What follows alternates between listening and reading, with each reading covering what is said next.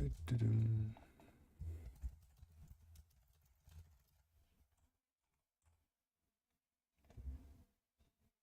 YouTube. I think I'm live there. Seems so. For chat, for any interaction, go to Twitch. Link is in the description. And we can start. Right, chat, you can suggest the first problem to solve. Is it faster on YouTube or Twitch? No. I mean, there's a few seconds of difference, and other than that, it's whichever is more convenient for you. Happy New Year. Thanks.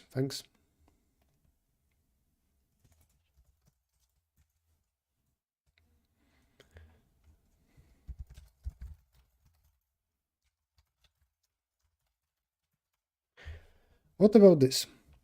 I can just go to problem set and go from newest problems and solve all problems of difficulty around 1800. Let's say up to 2100 or something like that. So we'll start with Ceil divisions. Unless something has a very long statement, then I will skip. Is that fine? Maybe I can like every week do that. I see some suggestions. I will check it out. How do you like the idea of just going for problems like that and doing stuff preferably 18 to 2000? Can I also suggest a problem from lead code? I mean, no, today I prefer to focus on Codeforces.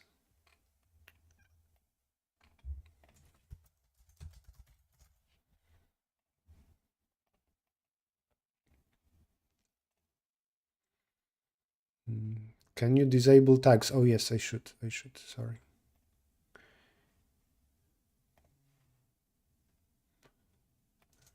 I never know if in settings there is something private.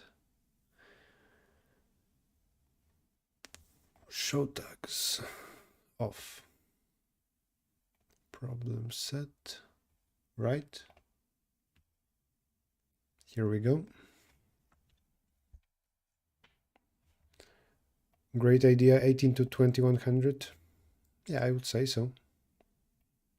The closer to 2000, the better, I would say. But also, shorter statement is better. Let's try this. No, wait, I have some suggestions from the chat, so let's see those. Was anything repeated? Darkan, please don't repeat your link. It's enough if you do it once. What do we have here? Jumps from Edu99. Nerds challenge. No, I will not solve the marathon problem now. It's the one where you need to solve it as good as you can, right? So, nope. Rating compression. Do I see? Oh, is there any plugin to show only difficulty of a problem? Actually, when you suggest stuff, I would like to see here the difficulty. There is something like that, right? Jump. Can make several jumps. Suppose you're currently there. Can do -1 or +k. Well, that's a simple statement. We can do that. Rating compression. How recent is that? 4 weeks ago. I'm just looking at the date of announcement. 5 weeks ago. So both are quite old. Then, all right, but to just B is too easy. Then this is bad. This maybe. I might do this later. Now I'm liking the idea of just going, by dates from most recent problems. Wait, chat disappeared for me. Where is the chat? Oh, here.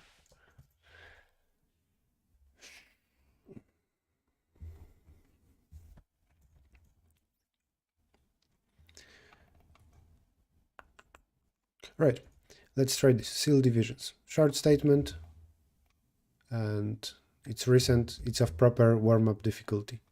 Link is here, done. Now you can use the link command.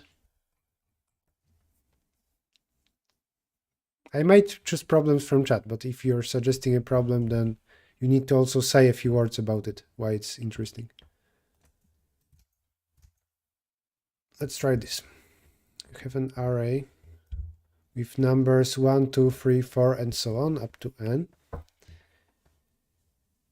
You can choose two indices and set ax to the division of those two numbers. Divide one number by the other. You need to create n-1 once and add 2 in n plus constant steps.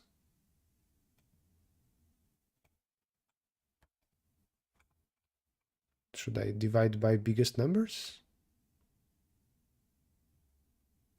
5 is smaller than logarithm, so it's not n plus log.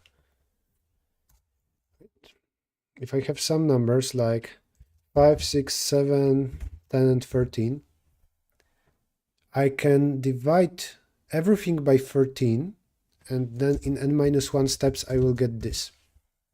But then I cannot do anything with 13.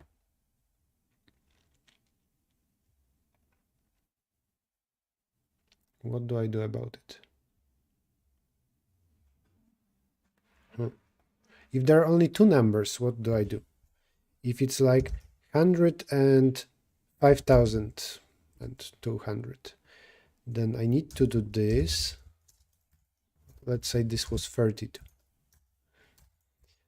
It's like that, then divide back. It is 3 and 32. And then keep dividing like this. 3, 11. This is too many steps. Finally 3 and 2, and now you can divide like that, 2 and 2, 1 and 2.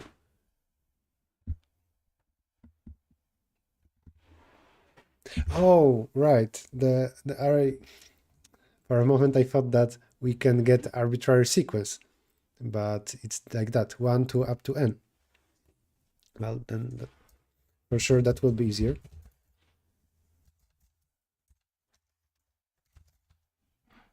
We have something like that. We need to get a single 2 and a lot of 1s. Maybe I should save those two numbers? No, that's a bad idea.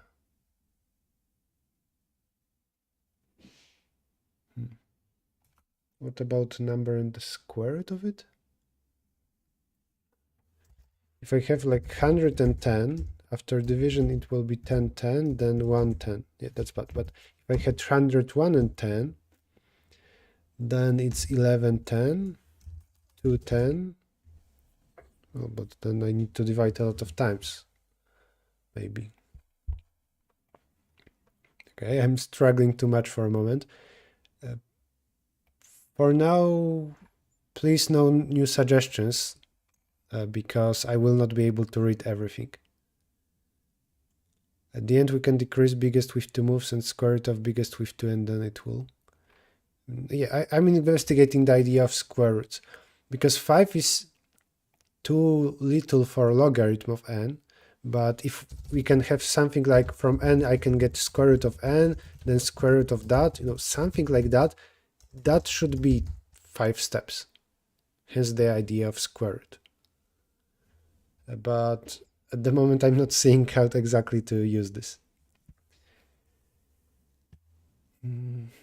Today we're solving problems of rating around 2000, let's say.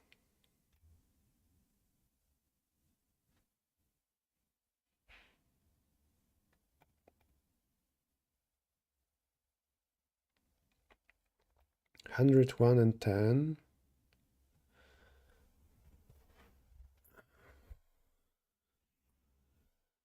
11, 10. This doesn't make sense. Unless I save, like, maybe first I choose those 3 numbers. How big can be square root of n?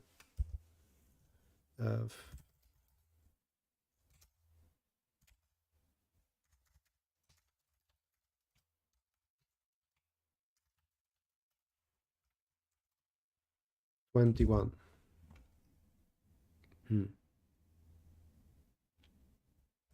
By the way, operations go from left to right, so I didn't need brackets, right? Yeah, Python.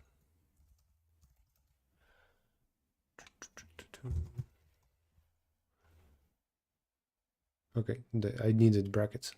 Anyway.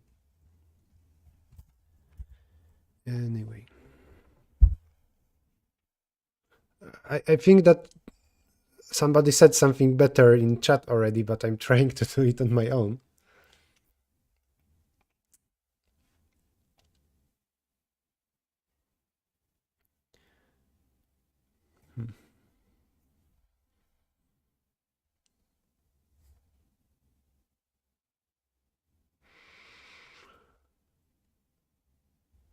I wonder now if we should set aside two numbers, like likely the biggest number and something smaller, and then I will use them together. In particular, if I set aside 2 and n, then that's the solution in n plus log steps. Solution of n plus log of n steps. I mean, not even all of that, just this plus minus 1. This is get rid of numbers 3, 4, and so on up to n minus 1 by dividing them by n. All of them will turn into 1. Then we are left with 2 and n. Then keep dividing n by 2. Keep dividing n by 2. Then n over 2 by 2 and so on. That will take log of n steps. Hence, it's this. Well, maybe instead of 2, I can take a slightly bigger value. This is why I got square root of n, but maybe this should be just square root of n. Maybe n square root of n and a 2, or something like that. And let's say 4. Can I go wrong with taking n and 4 and then dividing n by 4?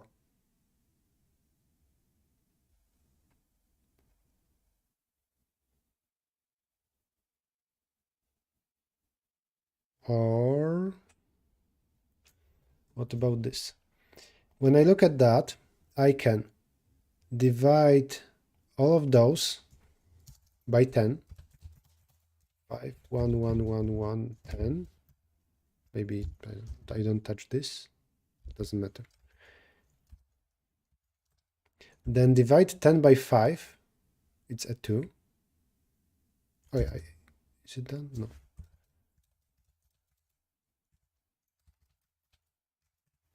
I divided 10 by 5.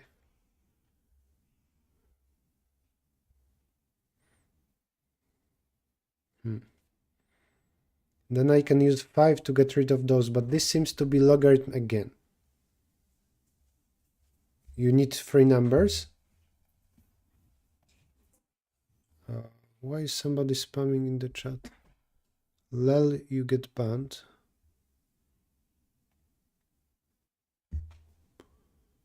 You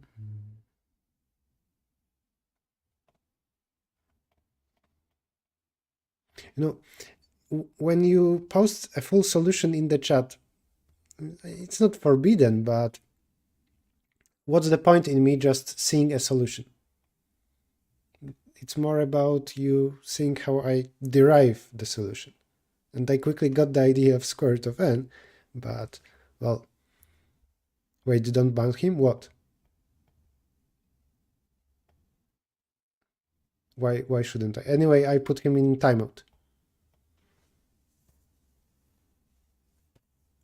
And I'm not talking that he posted a solution. Sorav that posts something that looks like a solution.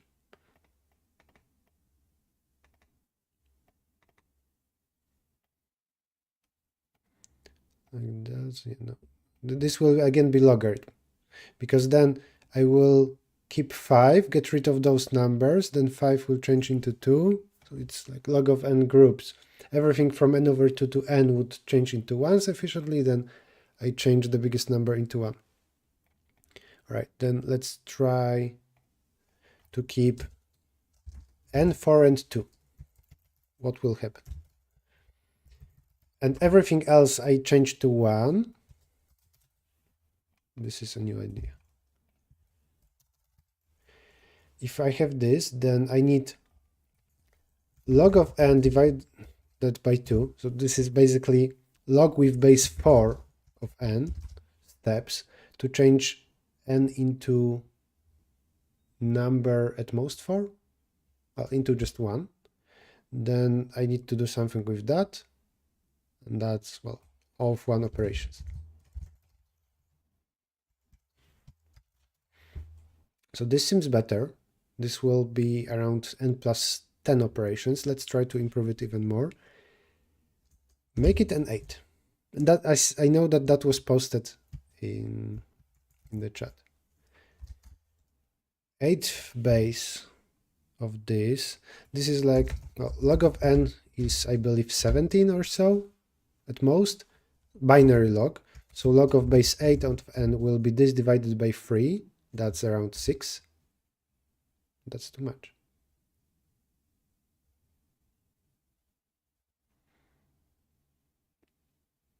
Or maybe it's good enough.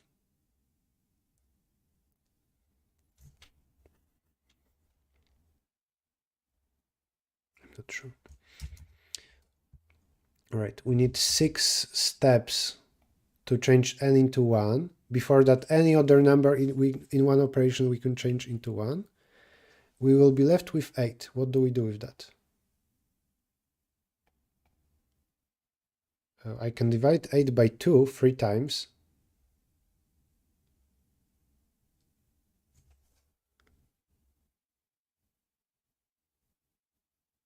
The bigger this number is, the more operations I will need to get this down to 1. It's okay, since you don't need any operations. Yeah, let's try to count the operations exactly. 1 is already good, 2 is already good, then I have n minus 2 numbers. But one of them, 8 and n, are special. So there are n minus 4 remaining numbers. I need that many operations to change those into 1s first by dividing by n. Plus then, this is 6 operations, I believe. Plus minus 1, I'm not sure. To change n into 1 by dividing by 8. Then I have 8, unnecessary 8. And I need to divide it by 2. I will do it once, second time, 3 times.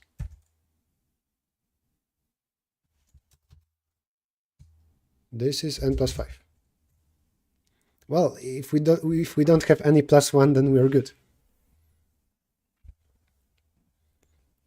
It's difficulty around 2000? Yeah, I would say it was harder than 1700. Is that the intended solution? Well, let's code it, we'll see. The number of test cases. Sometimes I will skip implementing a problem, but here implementation isn't hard, but it's good to check if for sure we are good here. I will pass n here for a reason. If I implement it like that, then I can make a for loop. Instead of reading the input, I will make a for loop with n from 1 to 1000 and maybe some max n to check if my number of operations is good. Okay, what do we have here? All numbers from 3 to n minus 1 other than 8 divided by n. How do we do it? Number of operations, x, y.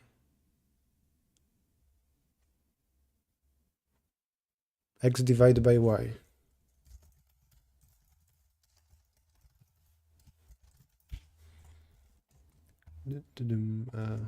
X divided by n.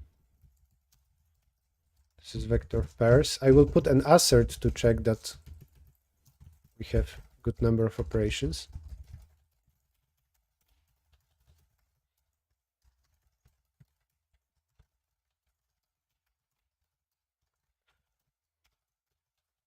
Hello, anyone online? What kind of question is that? Have a questions about your YouTube CPM? I don't have ads on YouTube, but it's more than $1. Operations. If you have a question not related to the current stream, then it's better if you ask me in priv or via Discord. Assert is something that fails if this is not satisfied. It's equivalent to saying, if not this condition, then throw error. Okay. Something like that, to make sure that this is true. It's assert means ensure.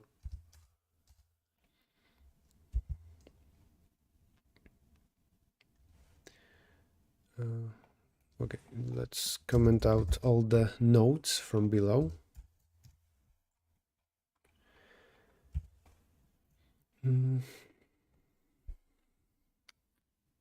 Right, what we now have, assuming that n is bigger than 8, we have 2, 8, and n.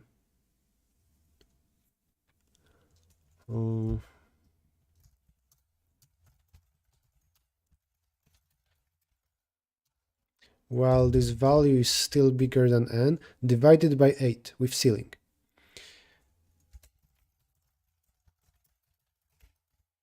Like that. Value is, well, Ceil division of value divided by 8. If in C++ there is any ceiling built in, it's on floating values, and it's always better to avoid them. This is how you implement it. On integers, then it will be rounded up. The value is that. Okay, n got down to 1. Now there is 2 and 8. I need to divide 8 4 times.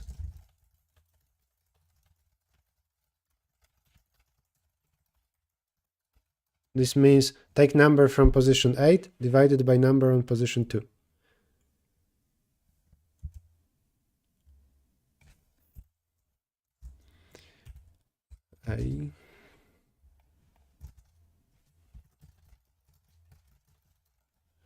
I print something, but of course it doesn't make sense if n is too small. This is true if n is greater than 8. Can I do something stupid if n is smaller? I think I need to do separate logic. So let's do it like that. If n is smaller equal 8, then actually this I will do no matter what. I get rid of all numbers up to n-1 except of 8. Maybe actually 8 isn't there because n is that small. So if n is smaller equal than 8, then just change n to 1.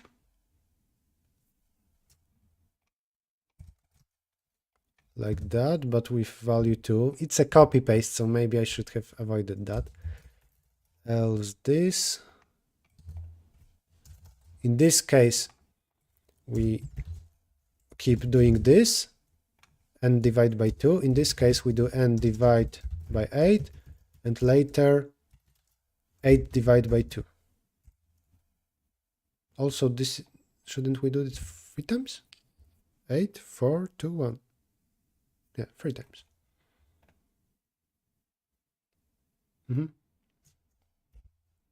Because for this, if n is that small, then log of n is small enough. All right, let's make additional asserts that my values are indeed in range.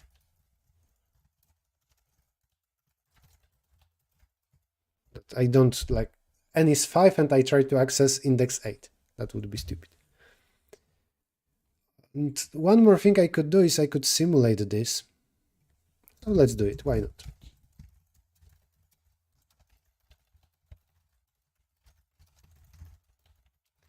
I literally create this sequence. For every operation I do the operation, A of P first becomes the division with ceiling, Or was it Ceil div?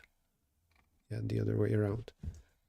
Division with ceiling of this, that.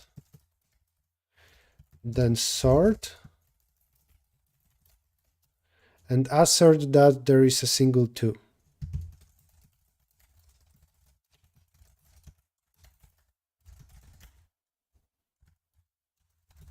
And everything else is 1s. I don't think 0 is possible to get. Okay, assert didn't fail, so it was true here. That's something better. Iterate with n. And that's the case of n. Oh. Yeah, n is at least 3. Of course, now it's running through thousands of tests. Maybe not 1,000, but 8,000. Why was it so slow, though?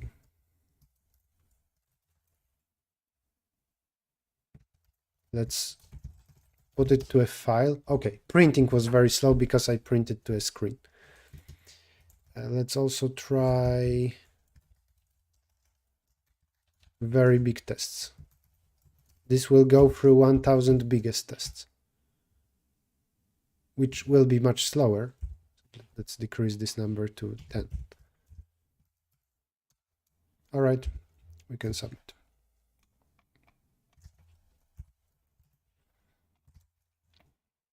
Yeah, I tried large number.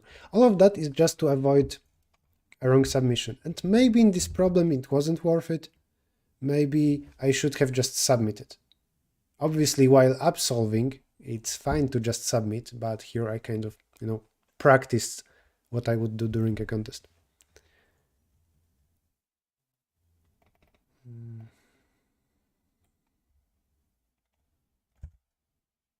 Right, accepted. Can you solve today's at Coder D? I will do Codeforces problems. There are enough of them. Problem sets. If you don't mind, I will continue this order of just doing recent problems with proper difficulty of around 2000. Maybe this one, but okay, it was not a Codeforces round, so let's skip. Right, what's next? 1800 again, that's from Nerds. Nerds. This is, what is this without difficulty? Goodbye 2020. Should I solve something from Goodbye? This one had 5,000 submissions. So if I'm doing something from Goodbye 2020, it would be D or E, if you want it. If you think that one of them is worth it, then I can check it out. D or E. I think F is too hard, looking at the number of accepted submissions, and also just the statement is too long. Both, I understand that it would be nice to solve all the problems out there, but we're talking about, well, if I solve this both, then I will not solve some problem down here. Majority of people is saying D, so let's see D. 3,500. Well, apparently it was a hard problem. Add path, delete path. Neighborhoods of paths. I will not do it, but I believe it's very hard. D. Let's check it out. Link is updated. Here you go. Labour of Heracles. Mysterious 13th labor. Okay, this is not important. The statement starts here. I would say that this is a bit too long of a story. If I was an author, I would shorten this down. There is a tree. Cake coloring. Okay. Every edge needs to get a color from 1 to k. Subgraph of color consists of these edges from the original tree with this color. The value of connected component is sum of weights of vertices. the value of a subgraph as maximum values of connected components.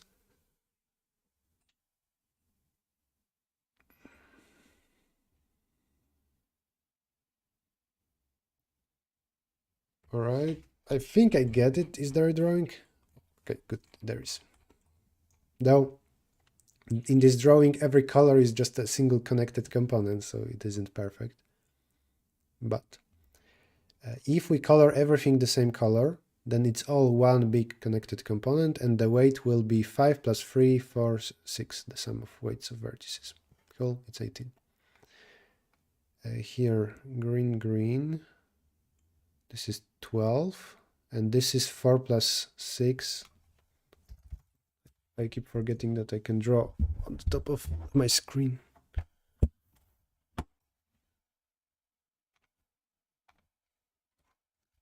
All right, this one has 10, and a green one has that. So it has 5 plus 3 plus 4, it's 12. And it might be important here that we double use this. We will care about the sum of those, right? Or not?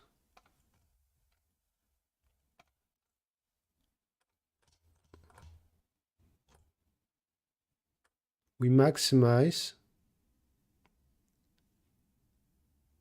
the sum of values of subgraphs. All right. Every vertex here gives its weight to the answer, but 4 is taken twice.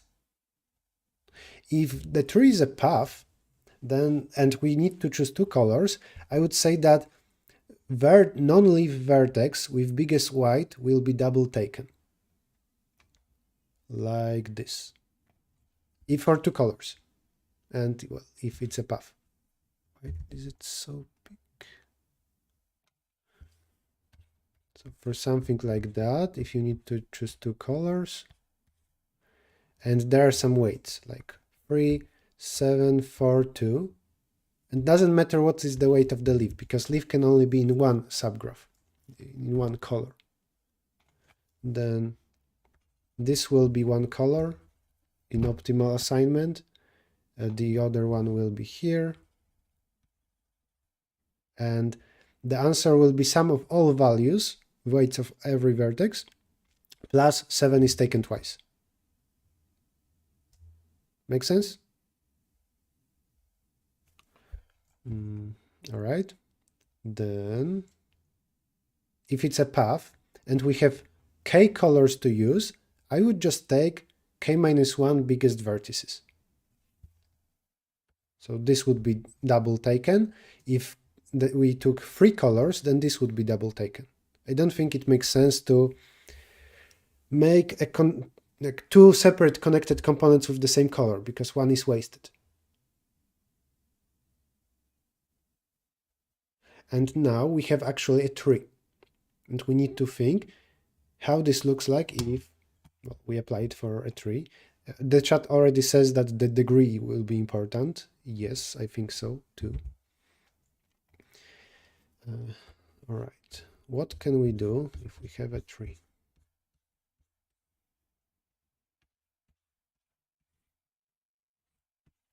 If we look, let's say that this vertex has very big weight, like 99.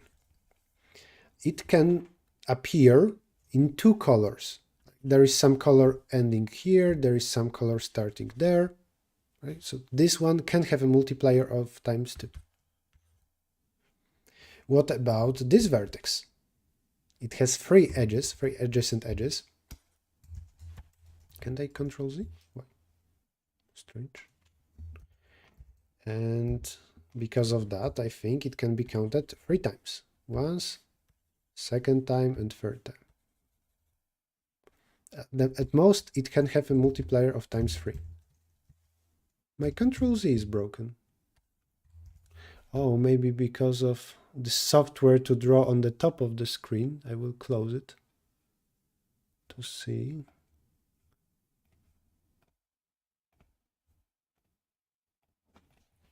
Does it work now? Yeah, okay. My other software overrode the Control Z shortcut. And this looks fine. And also it explains what happened for a path. For a path, every vertex could have this ×2 multiplier because it could be on the boundary of two connected components of different colors, like that, for example. But a leaf cannot have that. A leaf is only adjacent to one edge, so it will be a single color. And that seems to be a solution.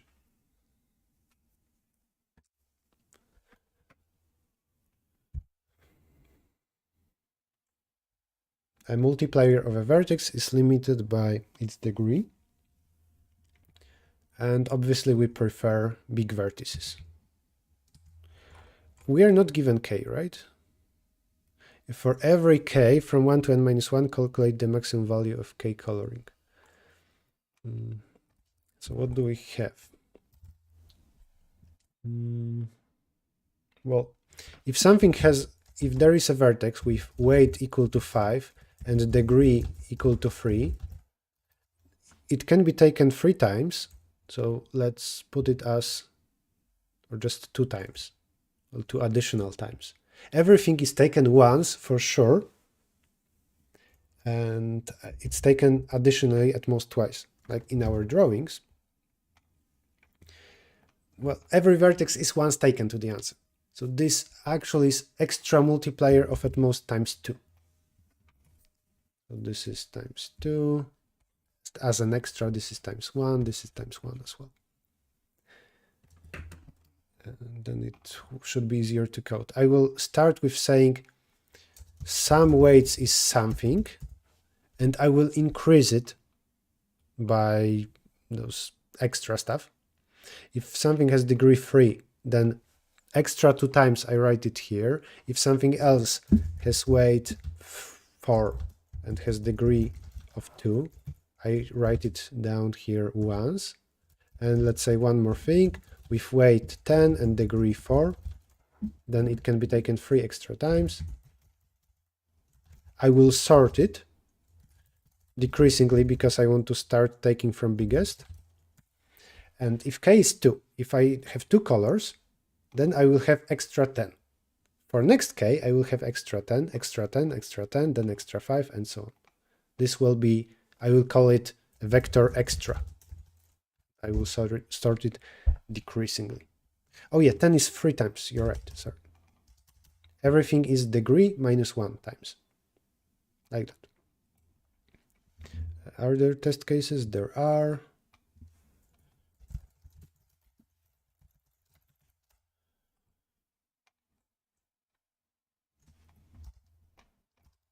I don't even need to run DFS or anything like that, I think.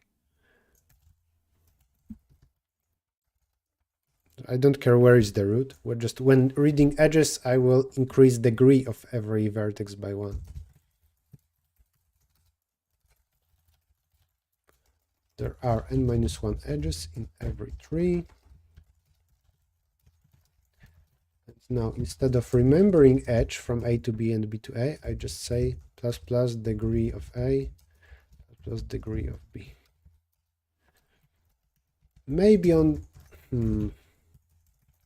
I wonder if even instead of this array, I could just here push back to my vector. I think that's possible. We'll try to modify it. For every... Oh, and there are values. There are the weights. I'm creating a vector of size n+1 to get indices from 1 to n so that they would all be available. So it's like this gives me indices from 0 to n, but I don't use 0.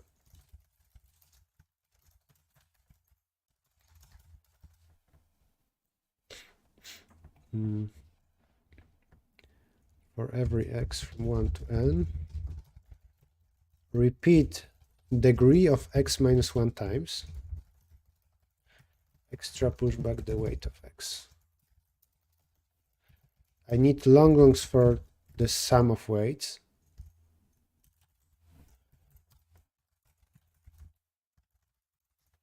Right. Sum of weights is what happens for a single color. For k equal to 1, this is the answer. Then sort extra decreasingly. In C++, you want to put R begin then and R end. This sorts increasingly, but in reverse. And what do we have now?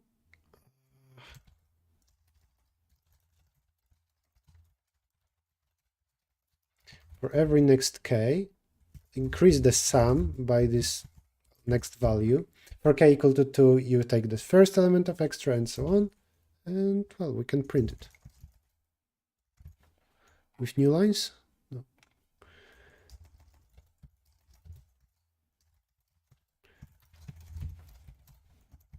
Now a new line. I first, for k equal to 1, print this. You can notice here a nice little trick with white space. If you want to get exactly this without extra space at the end, you can print the first value without the space and then space before every next value instead of after. But it doesn't matter. Right now, every checker in Codeforces or any major competition, it doesn't care about white spaces.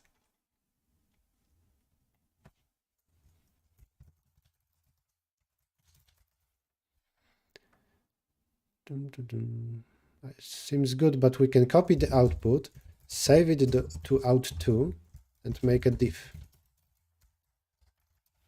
It would tell me here if I had any mistake.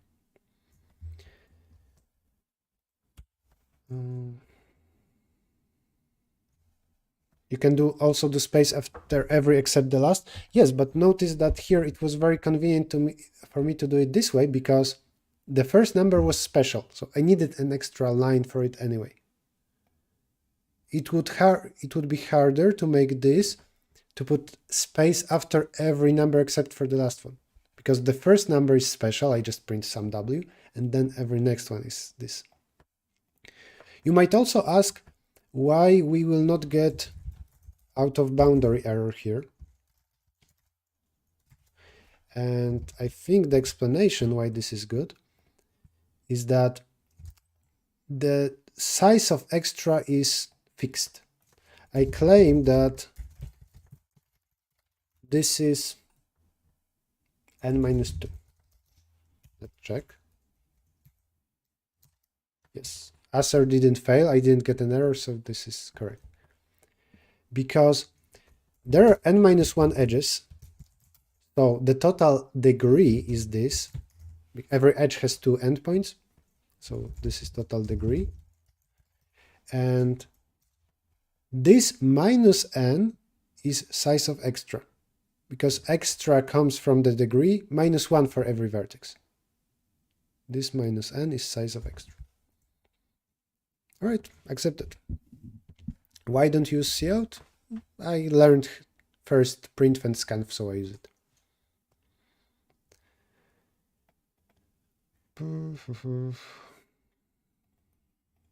I'm reading the chat to see if there are any questions. Please use English.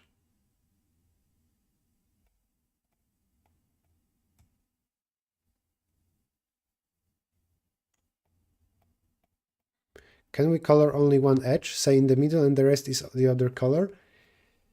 So ipcavit, yes, it's allowed in the problem, but it doesn't make any sense. You want to maximize the sum of qualities, weights, or whatever, and if you have two separate components with the same color, only one of them will be counted.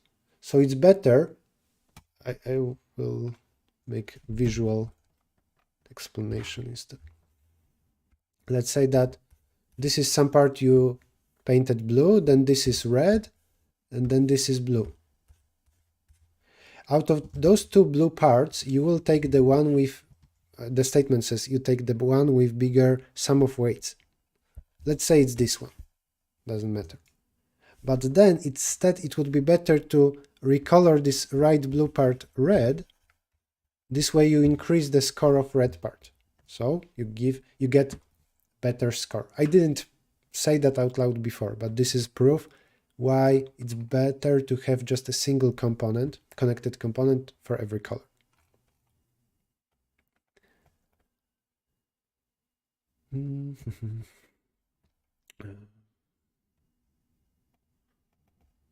Nice D2D on trees. What is D2D? I don't remember what that stands for. Now that you're a newbie, can we see you solving 800s? I don't think that a newbie necessarily... the question refers to my color. Right now on Codeforces, I'm gray. A newbie doesn't have to stick to 800s. You can solve 1000, I think. Yeah, it's cool that this problem didn't require even DFS. 800 speedrun. I wonder how many 800 difficulty problems there are. We sort by difficulty increasingly. How much time would it take? Oh, there are a lot. 3 pages already. Every page is like what? 100 problems? Let's see. Will I get this?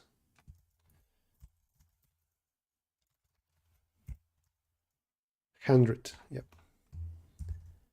So 408 problems like that?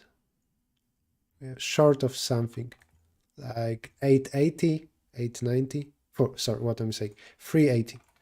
There are 380 problems of difficulty 800 on Codeforces. Each of them will take 2 minutes on average. I think it's safe to say so. First few problems will take 1 minute, but then you will be, I think, tired. And some problems will have longer statements. That's 760 minutes, so that's 12 hours or so. Well, if you want to do a speed run on that, be my guest. I don't think I want that. It's a bit more than 12. I don't think it's valuable. I thought about speedrunning some easy problems or like 200 lead code problems, but here's the thing. If I want to solve a lot of problems or make it short, I would need to focus on solving problems fast. And then maybe it would be entertaining a little bit to watch it for like 10 minutes or just to be aware of this whole thing. Oh, somebody solved 200 problems in 10 hours. But on the other hand, then it's very unvaluable. If you want to learn something from that, you need explanation. But also, who wants to see solutions to 400 problems in a row? CSES speedrun tried to beat William Lin. But, I also care about the educational value. And if I am to beat William Lin, I need to focus on solving problems fast, and then I will not explain stuff. So it's stupid. I can do like maybe 50 problems in 3 hours while describing solutions. Lost Coder, you're again proposing this thing on trees, but I don't remember what is... Oh, you mean division 2D, okay. I thought that D2D is some special name for that. This is very old, isn't it?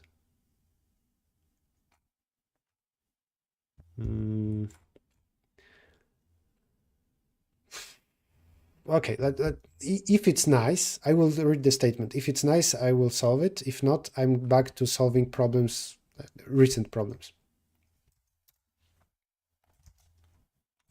If you want a link, you can grab it from a chat. I'm not guaranteeing that I will solve this. Hi, Hritik. Welcome to the stream. I'm solving a new problem, or at least checking it out.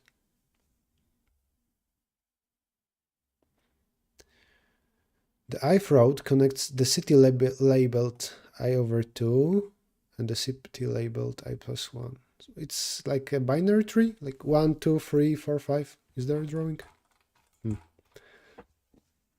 M queries. Given city and an integer, he wants to make some tours starting from the city. He gains happiness hi minus L during a tour, where L is the distance.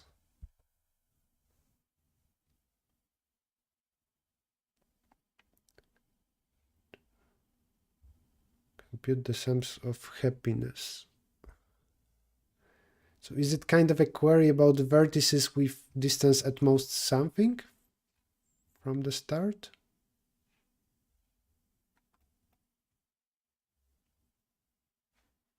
Maybe I will solve this without implementing.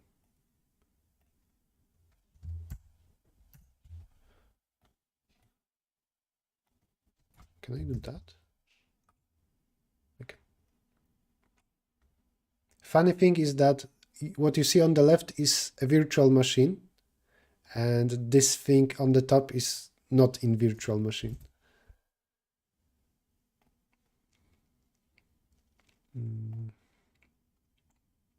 2200 rated, this one. Well, thanks for telling me. That seems reasonable. All right, if I understand correctly, we have this. Also, my face shouldn't really be here now.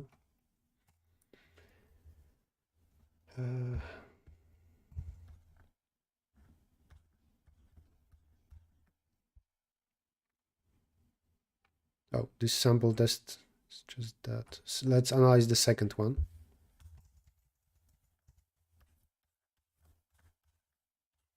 Four, 5, and 6. You can tell me if I'm understanding it wrong.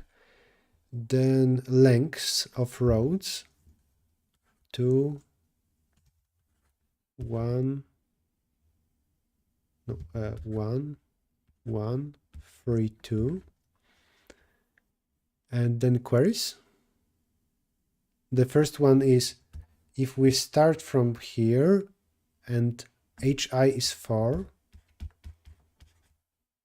this is kind of limit for the distance, then what's the sum of happiness? And then we're investigating paths starting from 2. I think so. We start from 2, and what paths can we have? Well, we can have a path to itself, path to 4, to 5, to this, to that, and we don't count a path to 6 because it's too far away. 2 plus 1 plus 2, it's 5, bigger than 4.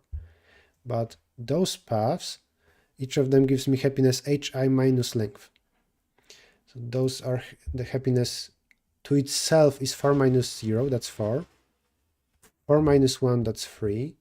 4 minus 3, that's 1, 2, and a 1.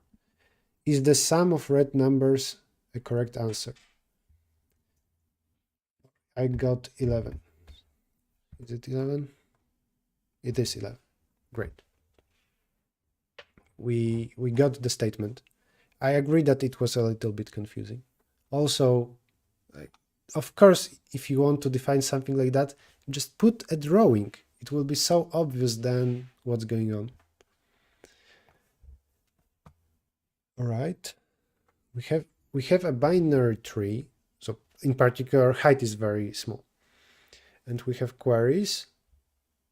What is the sum over this difference of vertices that are close enough? Because the tree is so shallow, not deep, we can iterate over what? Even if the tree is bigger, and we have a query starting from here, I can iterate over LCA of a path to consider. Let's say we go up for a few steps, at most 20 because log of n. And then let's say it goes down somewhere here. So I can modify my queries to just be about starting from somewhere down. Let's say that h was 20. This path already has length of 5 in total. Then here I'm interested in paths with length up to 15. And 15 minus the length will be what's interesting. I changed problem from queries from vertices to queries from vertices going down to its subtree. Maybe it will be helpful to solve the problem offline, but I'm not sure yet. What else is there? Oh.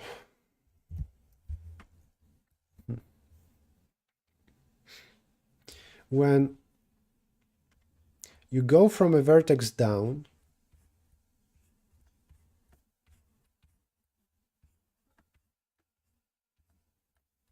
Oh, I think I got it. I got a nice thing. For every vertex, it's okay to once iterate through the whole subtree. The sum for every vertex, if I have subtree size of this vertex in complexity, this is linear or of n log n. This is small enough. For every vertex, once I can do it. Am I right? Yeah, because if you look at every vertex, even a leaf or not a leaf, it will be traversed through log of n times. It will be traversed once for every ancestor. Hence, this is exactly n log n.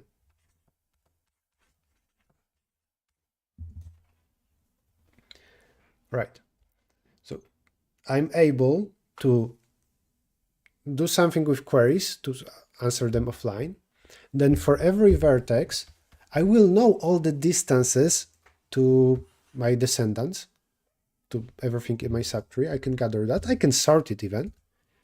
And then if I know that from this I want to go down and the remaining allowed distance is 15, in sorted sequence of distances to this, I will have some prefix. Let's maybe understand that with this example. I will actually, if possible, cancel everything red. Right? Let's say that a query starts from here and it has h equal to 1, 2, 3, 5. And I iterate over where is the LCA of my path. In particular, I want to consider paths that go up once, then down here, and then they do something there. Right? The used length already is 3, so in this subtree, the remaining height prime is 2. And I save this information. Somewhere to resolve later, I save information that vertex 2, remaining height 2, and maybe ID of a query. To know, like, in my answer array where to put the answer. I save this information. And much later, I consider vertex 2. I go through all the descendants here, and I save distances to those. In this case, it will be easy. 0, 1, and 3. 0 is the distance to itself, 1 to that, 3 to this. And I look at queries I need to answer for this vertex. I see a 2. So I will do something for this prefix. I have sorted sequence of distances to my descendants. I need to take prefix of values up to value 2. And for each of them, 2 minus this value, 2 minus 0 and 2 minus 1 is added to the answer. In total, that's 2, or in general height, times length of this prefix minus the sum of this prefix. Because we have h minus this plus h minus that. So in total, h will be added that many times, where len is length of the prefix, and this is sum of values in the prefix. This, I believe, will be log square in total, but it's fine. Number of queries isn't million, it's 100,000. M log n square will be fine. Second logarithm comes from binary searching. I earlier explained why I have that in total. If for every vertex I sort stuff below, well, even times sorting is log of n. And okay, this plus I need to answer queries. Well, maybe it's bad that I have n log square, but sorting is fast.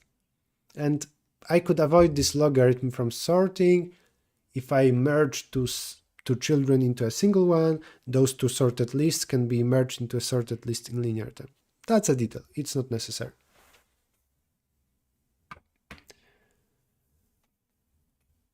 I'm reading the chat in case there are questions.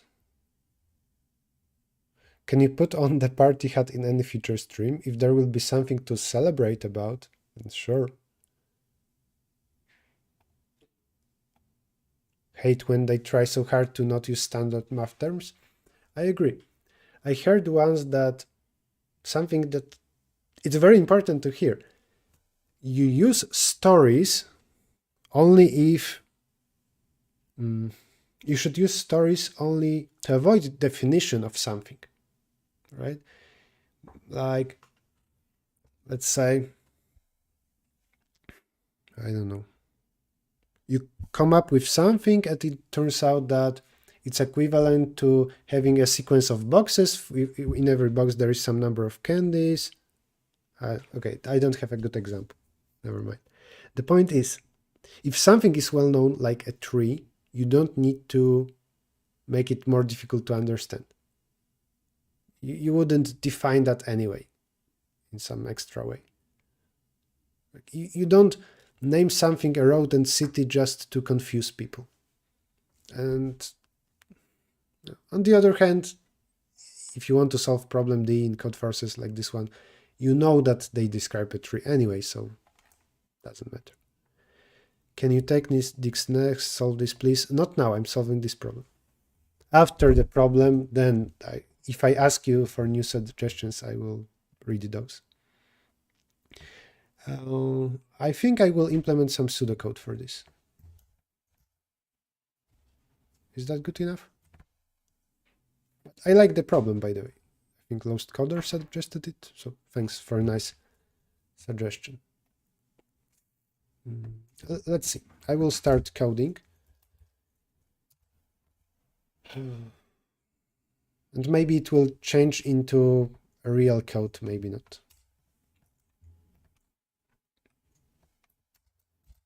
Also, I'm thinking about getting rid of my debugging templates for streams, because they always they confuse people. I don't want to explain them every time. I would be fine without it. 2 votes for something. Okay, then I can consider it if 2 people suggest it, and indeed I see it. Anyway, okay, we read the input. Then for query AH, what do we do?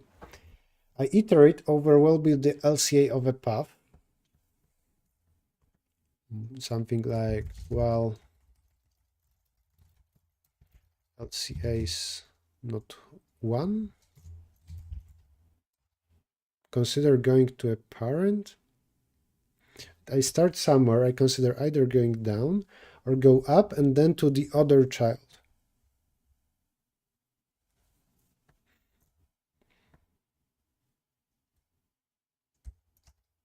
So if I'm here, first of all, from A you can go down. So let's say memo of A. In this vertex we have a query of going down with height, remaining height h, and query ID. Well, this is not the case. I'm a child. The other child of the same parent is this XOR 1, if we have proper indexing.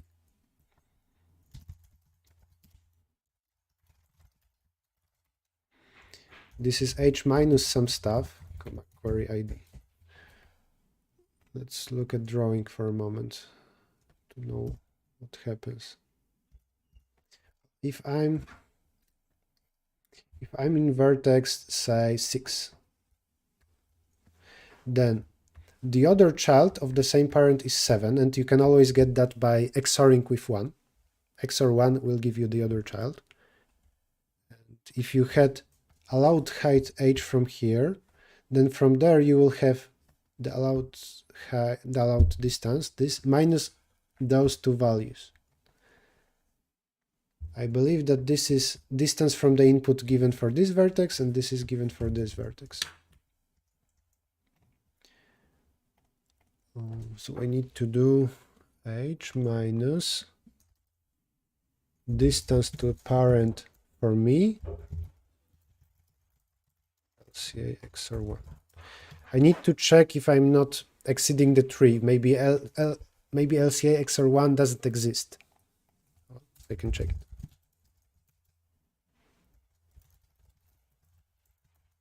Like that. Do I need brackets? I think not. Something like that. And then we go to a parent, h minus equal distance of parent of LCA. Distance parent is distance from me to my parent. All right, something like that to gather queries. That's one part, pre-processing, say. Yeah, David Starup. Thank you for watching. Check out the recording later on YouTube.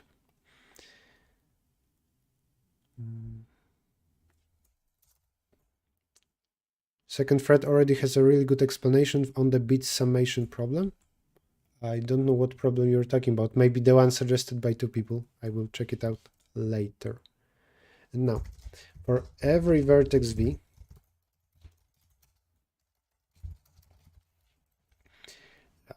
run, for example, DFS for each subtree to gather distances.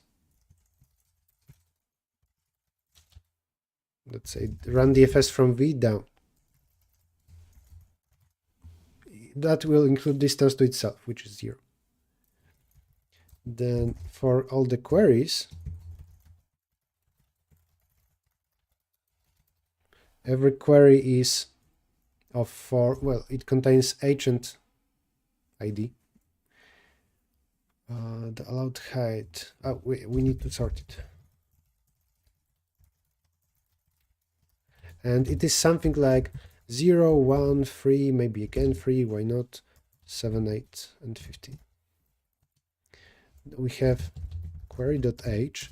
We need to here binary search up to where we can go. Also something we need to do with negative h. If h is positive, and by this mean this should be positive, no, or non-negative. Same here, like if something like that. Right, now lower bound.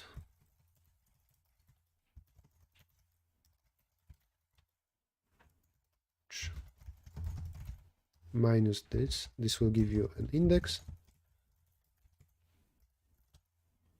say I.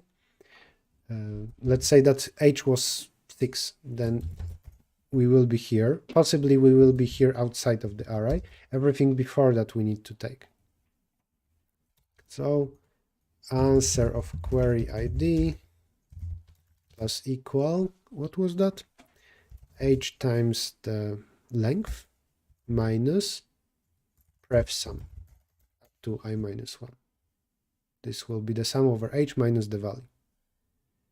And obviously this means that we need to use prefix sums here.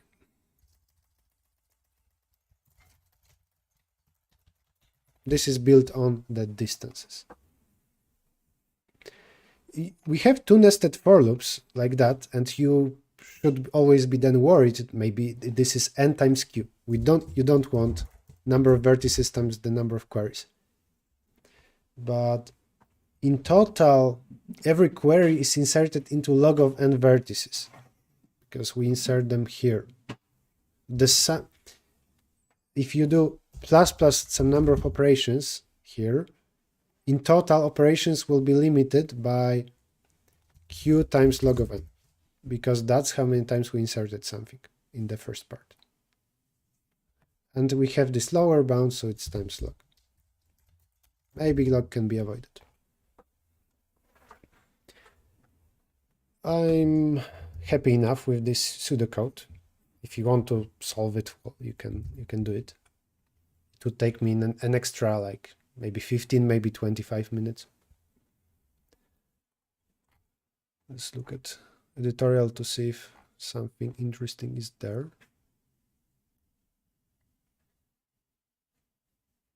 They have log square.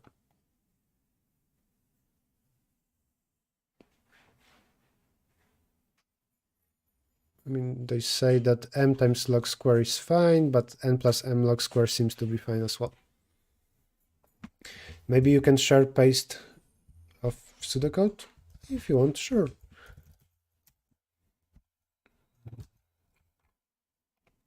C++.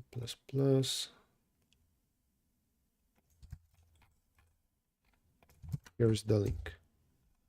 Oh, I forgot that I cannot properly paste between virtual machine and outside world. Why don't you go for a software engineer full-time job? Why should I? What about that? If you have tens of possibilities for something, including job or IDE, and you choose one of them, you don't need to answer all questions, why not that? If you ask me why don't I use Vim, I will ask you why not Genie.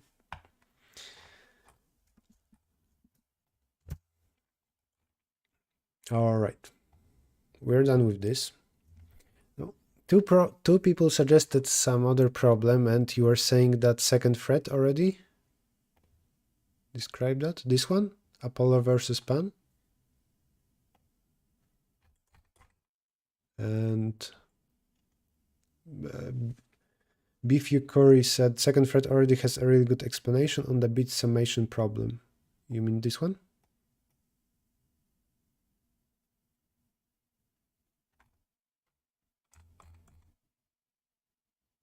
Okay, then I will just say check out second thread on YouTube. Apparently he discussed this problem. One more note. Here's the link. He recently, not only recently, he solves a lot of Codeforces problems. After half the Codeforces rounds, or maybe more, I don't know, he posts his solutions, and he is very good at explaining solutions. So go subscribe to him if you're regularly doing Codeforces. What do I think about DeepFace? It will have a lot of malicious uses. That's what I think.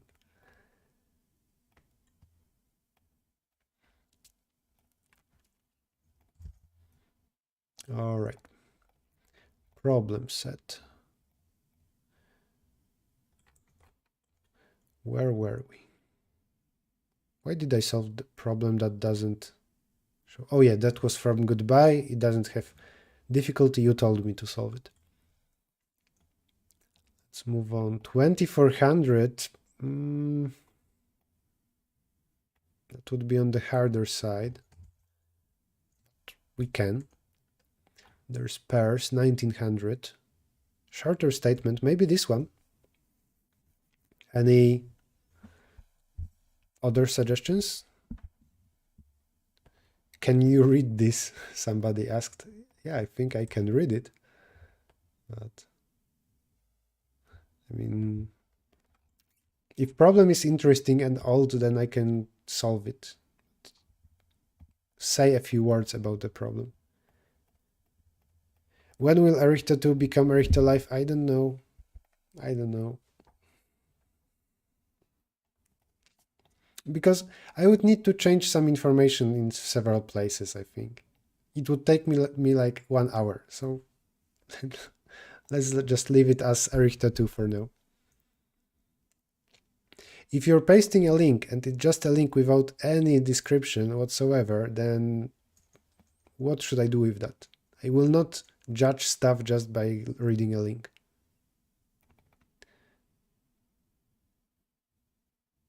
Do you only code in C++, different languages? Mainly C++.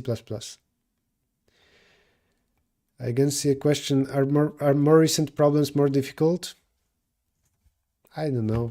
Maybe more difficult than 5 or 10 years ago, but there is no change from a year ago.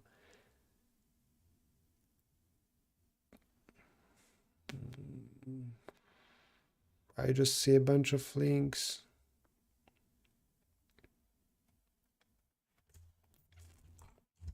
Well, at least the user Errich-Tac-Toe learned to give some extra explanation for a link. DP2300, can I solve it? Likely. I need some new system for suggesting problems with voting, for sure. Right. I like the suggestions, but there are just too many. I don't see how to choose. I will do something from here. Just you tell me if we do, okay, maybe plan of lectures, pairs, or busy robot will be too easy, right? Or what is next? Treasure of segments?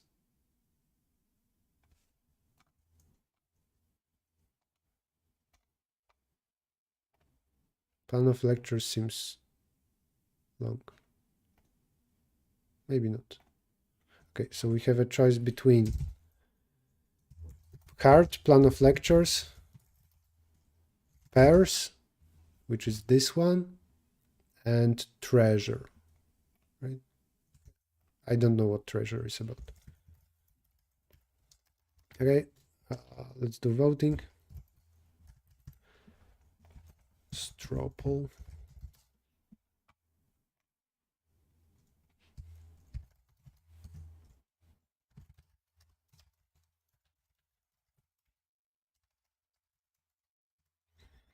Pairs.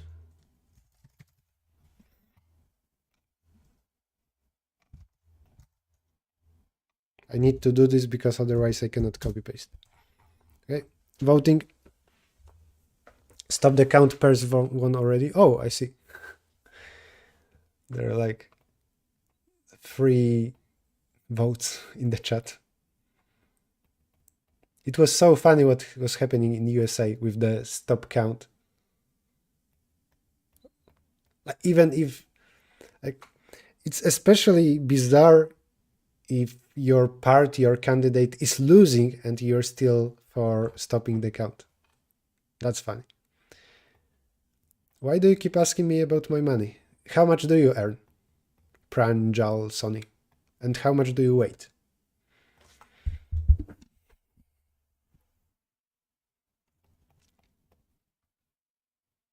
If you tell me your private information, maybe I will tell you how much I earn. Of course, that's for all the viewers. We will do a poll for how much you earn. All that being said, I don't earn much because I don't work much for money. I don't need it. Just tell us, you tell me. Pranjal Sony, why don't you tell us? Please post the link for pairs. When I choose from recent problems, but here we go. When I choose from recent problems, it will be best for you to open problem set as well, and you will find everything here. So just go to Codeforces, open problem set, and if you do Control F pairs, you'd find it immediately. And as long as I choose recent problems.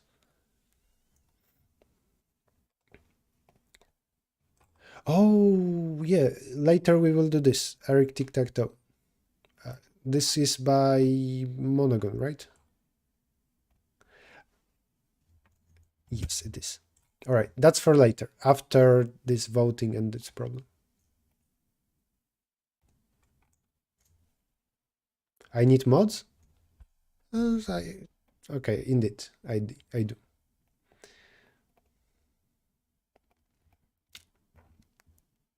Am I rich?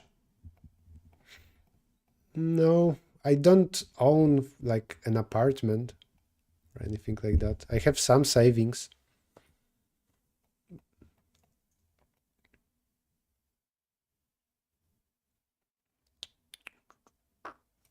Right, let's see the results.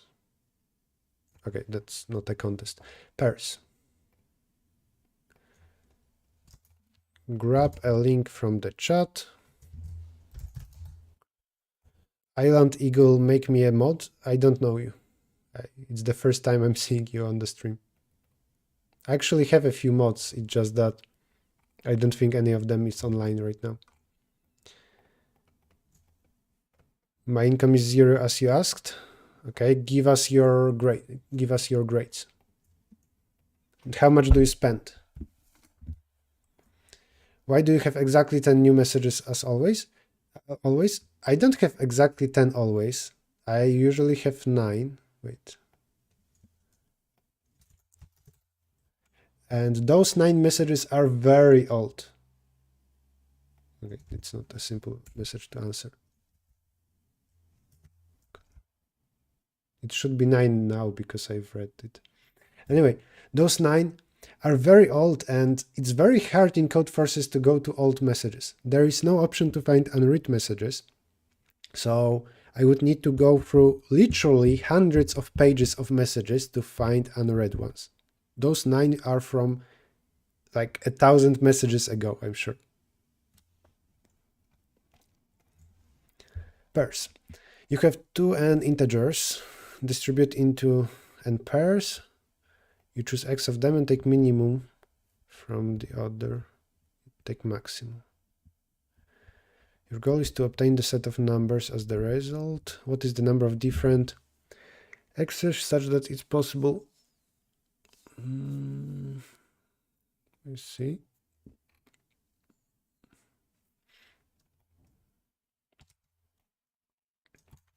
So if we have this,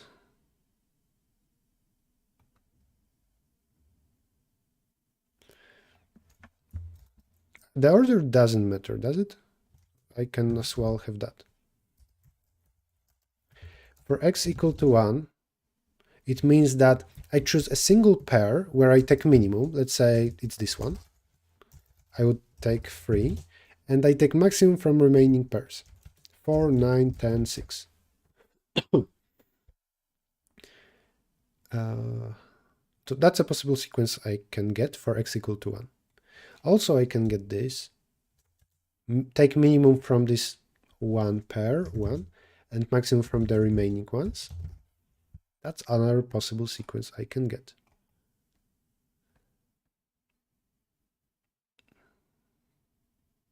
We're given n and the sequence we want to get. So in this example, we have this sequence. And now I need to pair up 10 numbers into 5 pairs. And then for every x, I try to get this sequence. If x is small, like x is 1 or 0, yeah, 0 is possible. If x is 0, then it's max from every pair. In this case, it's impossible because, well, 1 cannot be maximum from a pair. Maybe it could be possible here. I don't think so. We would need to have pairs 1, 2, 3, 4, and then nothing can go with 5. I cannot get this sequence by taking maximum from every pair. And this is maybe important. Maybe we should then say that if we go from low numbers, if I have some kind of limits, 2, 4, and 5, those are 3 numbers among values 1, 2, 3, 4, 5. 3 numbers among 5 possible values. So that's just too many. We cannot pair them up with something smaller. Among numbers 1, 2, 3, 4, 5, if we have those in the sequence, and each of them should be minimum, not, it should be maximum of a pair, then there are too few elements we can pair them up with. Okay, so some idea is to go from low numbers and compute how many of them are in such a prefix. Pay attention to chat for a moment. Come on. I'm solving problems, I'm teaching people, and you tell me to pay attention to a chat because it's so much more important for you how I earn for a living. And that was already answered. You can read FAQ, link is in the description right now, also in the chat. I said there what is my job.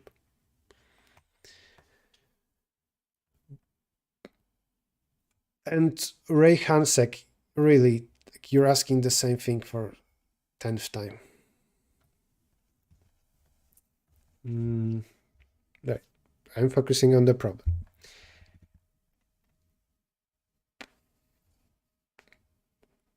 I can do the same stuff from big numbers, So maybe by going like that, I will have some lower limit. Yeah. So go from low values and get lower limit, lower bound for x. Maybe that's just an idea. Also, this is removed.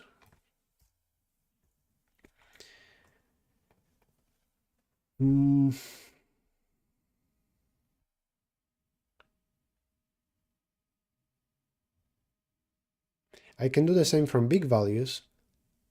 Like 10 cannot be minimum of a pair. Similar way, 9 cannot be minimum in a pair, because what to pair it up with?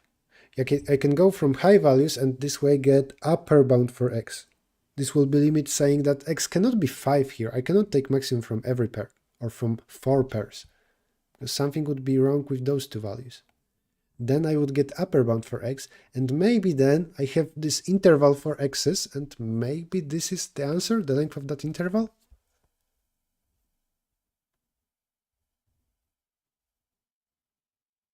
Please use English in the chat.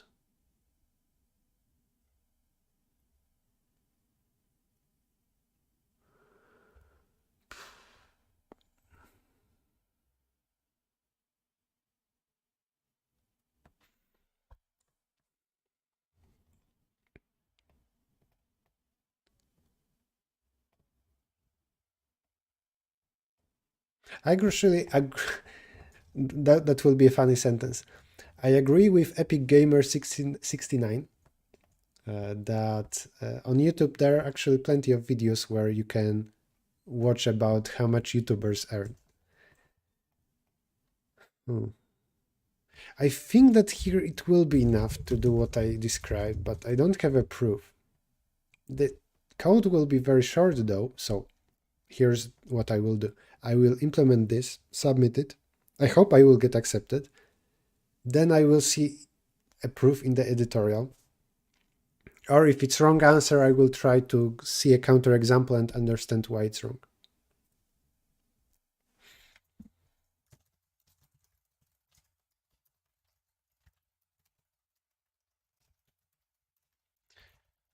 The test cases. Did I give you a link? 1463, yes, I did. Proof by accepted, exactly. That's the best kind of proof. Unless you're an organizer. If you're an author of a problem, don't get proof by accepted. If you have questions very much unrelated to this stream, do that in Priv or in Discord, YouTube comments. It's hard for me to, for example, reply to suggestions right now. It's a very bad moment for that. Like, makes this kind of video. Why now? It makes a stream worse.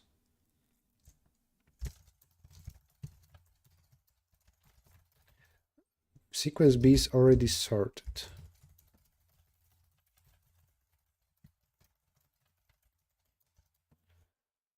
All right. We go from low values. Should we use like 2 pointers? I know what I will do. I create Boolean array of size twice n, and it will be true, false, corresponding to the sequence B. Like if this is B, then I will have 0, 1, 0, 1, 1, 0, 6, 7, 8, 1, 1. Okay? Like that, and then I will go through those numbers, 1, 2, 3, 4. And that will allow me to count empty spaces and taken spaces, taken by B. This is some number in the sequence B is in B of x becomes true, or 1, whatever you want. All right, then go from 1 to twice n.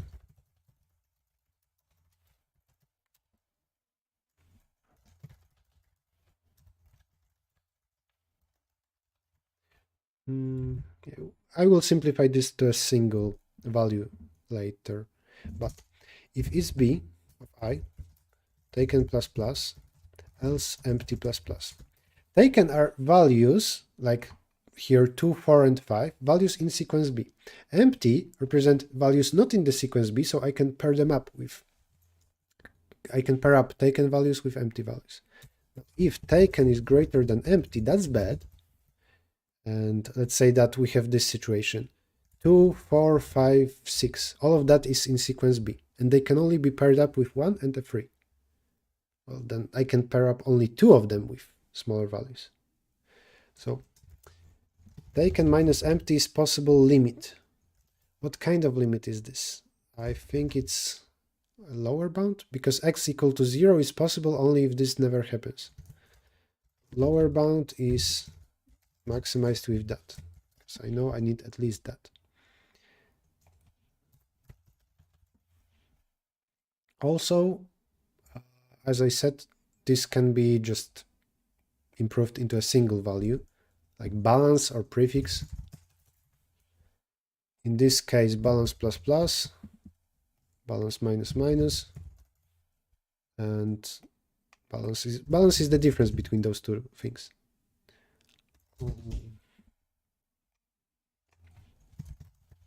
Also, this if is redundant because it's unnecessary, because initially lower is 0. It will never go negative. Negative balance doesn't hurt. Do you take suggestions for problems to explain? Not right now. After a problem, maybe I will say that I can take suggestions now. Can you explain the solution again? I kind of explain as I go.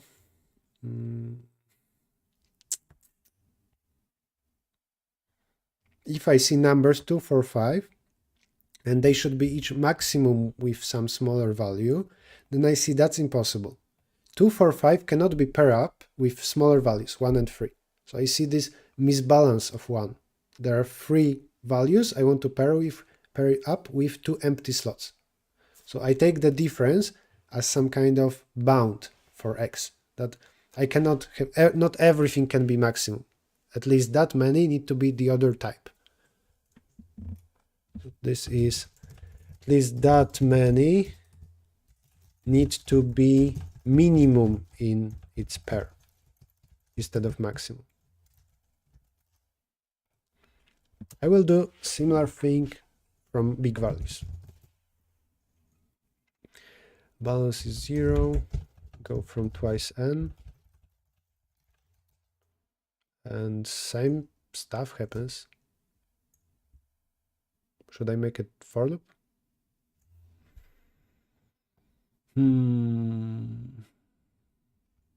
Is it always possible to distribute in at least one way?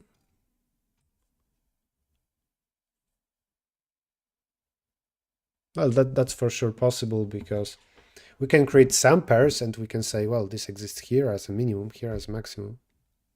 For sure it's possible in some way. All right. I will, to avoid copy pasting code, I will repeat something twice. By default answer is n, and if I will see that lower is 2, so 2 smallest x's are impossible, I will decrease the answer. So do this, and now answer minus equal lower, right? Like this, for example, will forbid x equal to 0 and 1, and then reverse sequence is b. Everything from 1 to twice n should be reversed. In second run of this for loop, I will go from the end. And default answer is n plus 1. It's all numbers from 0 to n, not n.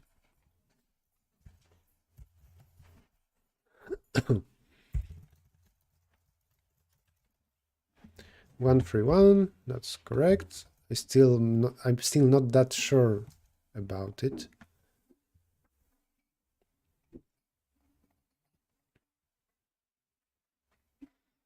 So regarding the number of test cases, yeah, you basically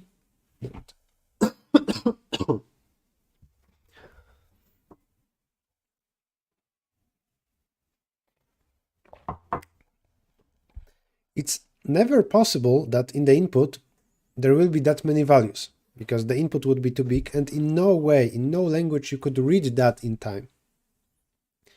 Even if they forgot to write this sentence, I wouldn't worry about it, and I would assume that it's impossible that they provide 1,000 test cases, each with 200,000 values, because that will not fit in time. Reading that will not fit in time.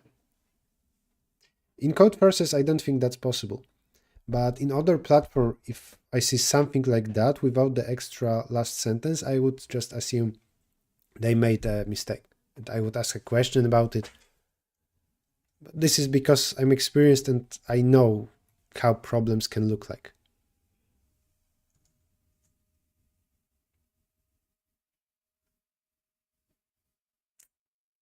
Can you pause down? We missed how you counted it. Counted what? I'm not sure what you're talking about. All right, accepted. What about the tutorial? Gradient to pointers. I see how I would use 2 pointers if I didn't make this extra sequence of length twice n. Then I would need a pointer going through sequence B.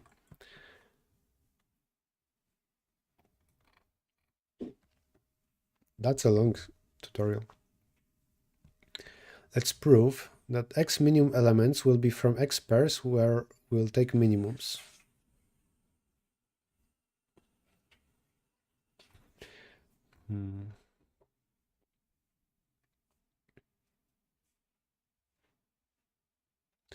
They claim that if we're given sequence 1, 2, 4, 9, 10, this was the one in the sample, then you can put some kind of bar and everything on the left will be minimum in its pairs and everything on the right will be maximum.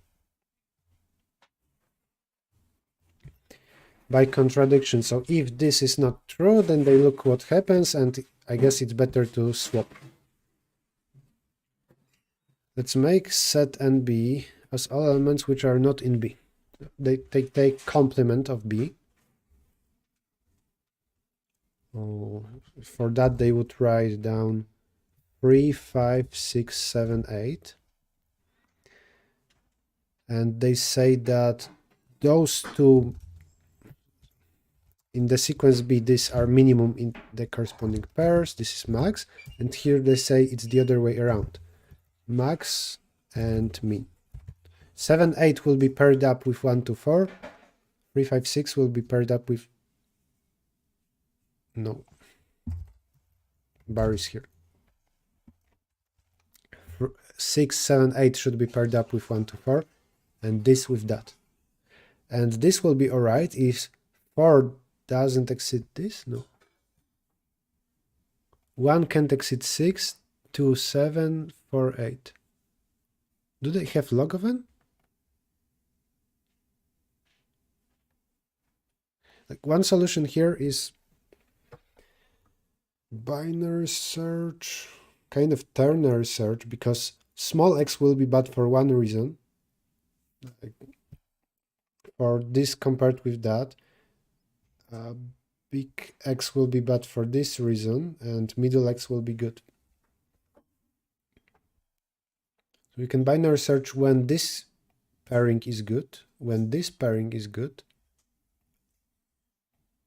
Or you can use 2 pointers and that will be equivalent to my solution.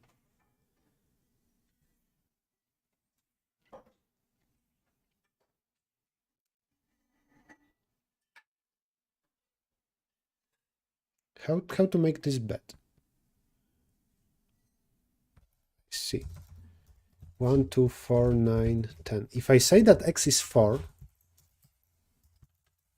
then 10 will be paired up with 3. Then this. And this is not a good pair. 9 cannot be paired up with 8. So X equal to 4 they claim is bad. Similarly, X equal to 5 will be bad. Because it's this. The bar is here, bar is here. Again, the second line is what is not present in B. in the given sequence. 8 cannot be paired up with 10 as maximum. Here x is 10, x equal to 5 is bad. We can binary search this first bad x such that the left part of B cannot be paired up with the right part of not B. And if we look at second part, the right part of B and the left part of not B, here it's good. 10 is maximum, 10 is bigger than 3. But I guess if we take low x, let's see what happens for x equal to 1. 2, 4, 9, 10. I'm guessing that this isn't really bigger than that. Indeed, 2 is not bigger than 3. And 4 is not bigger than 5. Then 9 and 10 are good. X equal to 1 is bad. X equal to 2 should be good. We binary search the first x such that this is a bad pair. Like first with first, second with second, and so on. We binary search the last x such that this is a bad pair, and we will have something like from 0 to 1 is bad, then from 4 to 5 is bad, and everything in between is good. And here you will have a detailed formal proof for all of that. How do you get to the blog post? For every old problem, just assuming that tutorial is written, on the right here there is announcement, mostly useful to see discussion on the problems or the contest itself, results, something like that. But more often you will use tutorial. And tutorial will give you this.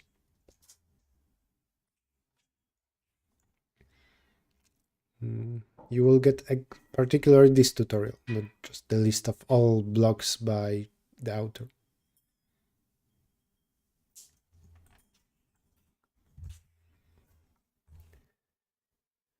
The number of different x minus s such that it's possible to obtain the set B.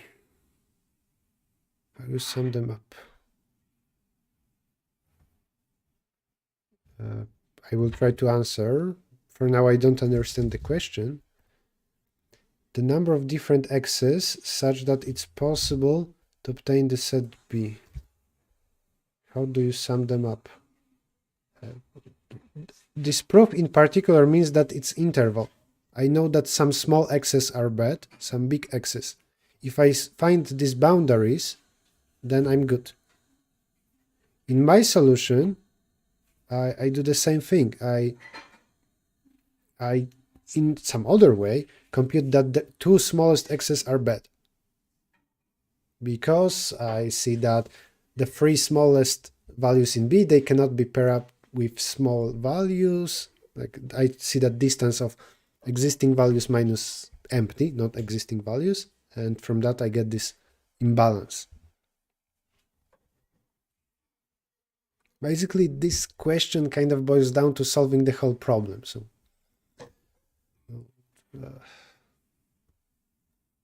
I understand that my solution isn't straightforward. For me, it was easy because I saw something like that with imbalance many times.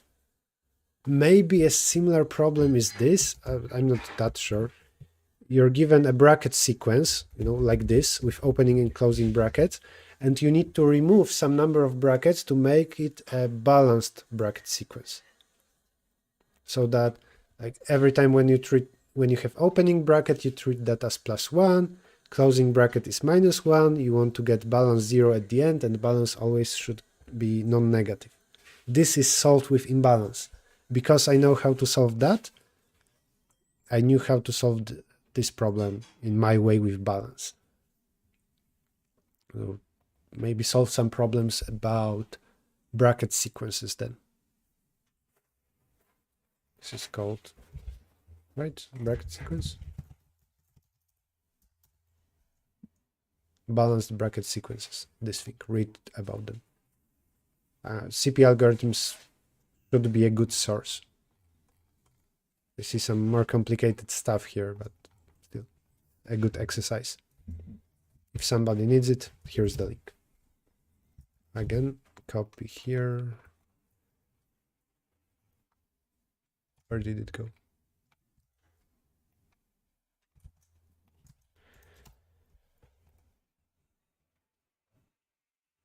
Fine. As I said, I want to solve the tic-tac-toe problem.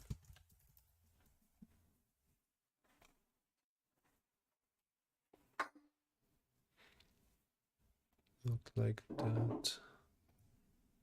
In Codeforces Global Round 12, where I didn't participate, there's this problem with easy and hard version.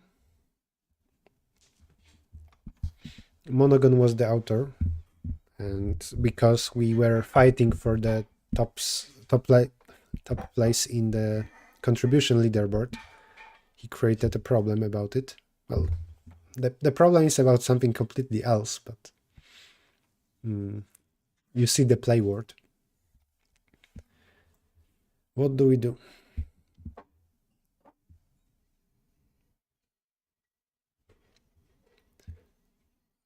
We don't count diagonally, right? If a single row or column is filled with one type of marks, then it's a win for that player. In an operation, you can change X to O or O to X. Let K denote the total number of tokens in the grid. Your task is to make the grid a draw in that many operations. Link will be here.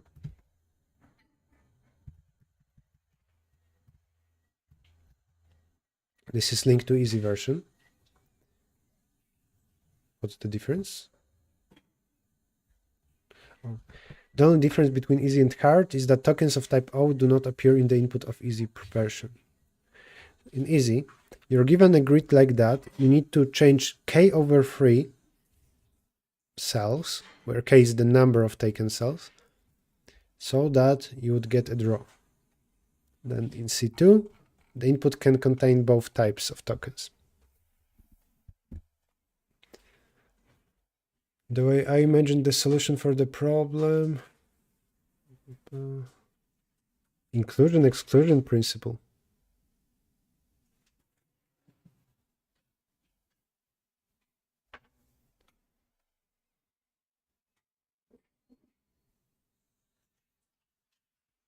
I see. I will not go into that for the previous problem. I see what you're describing, Maciej. Why I reversed it? Because I wanted to go from the end the second time to compute balances for big values, do corresponding thing for maximum versus minimum. K is the number of non-empty cells. If you're given this, here we have 1, 2, 3, 4, 5. 5 cells are taken, so K equal to 5. You can then change 2 of them to make a draw. Actually, 1 is enough. You can just change this into X.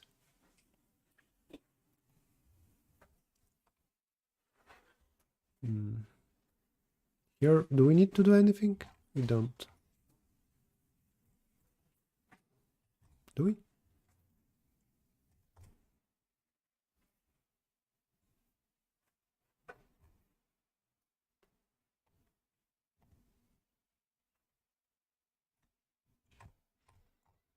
Do I understand correctly that if this is the input, then we don't need to change anything? I see that they changed something. Maybe it's fine because we don't care about minimizing the number of operations, but it seems strange. I assume that we just can print this.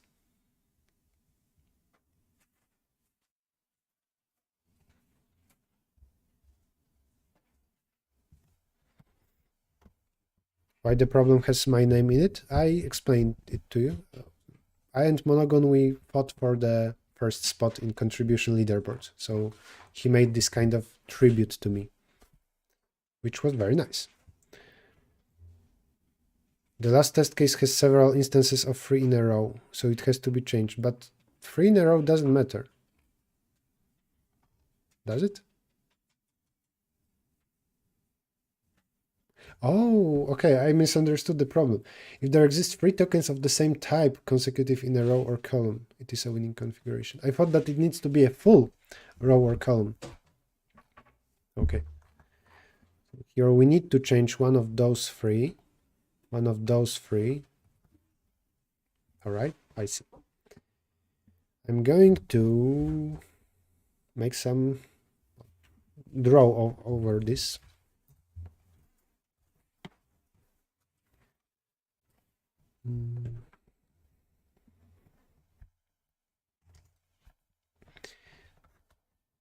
We can change that many, where k is the number of taken cells. If I see few in a row, like 3 in a row here, I will just block any of them. If I only cared about horizontal stuff, then I could go through every row and independently choose something. Like here, block this. There are 6 in a row here, so I need to block 2. Doesn't matter exactly which 2, like this and that, but it could be this and that. Works as well.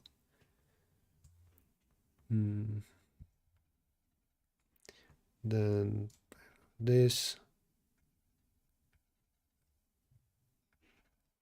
Right? And this will be at most k over 3, because in every row, if I see 3 in a row, then I use one operation. If I see 4, one operation, 5, one operation, 6, two operations.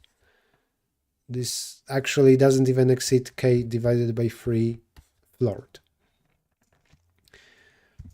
So it's even better. But this doesn't account for vertical stuff. If it was a harder problem, I would assume it's some kind of matching. I'm not sure what kind of matching, but maybe. I need to choose one of those. Do I know which one when I look vertically? It's stupid to block this one because in this column everything is alright, so it can only be better to block one of those two. It's floor in the statement. It is, you're right. Thank you. Okay, you're right. My solution is correct for horizontal, but I wasn't right to say that, oh, it's even better than something. It's exactly this. We are allowed, I didn't want to decrease the font. We are allowed k divided by 3 floored. I need to learn how to change font properly.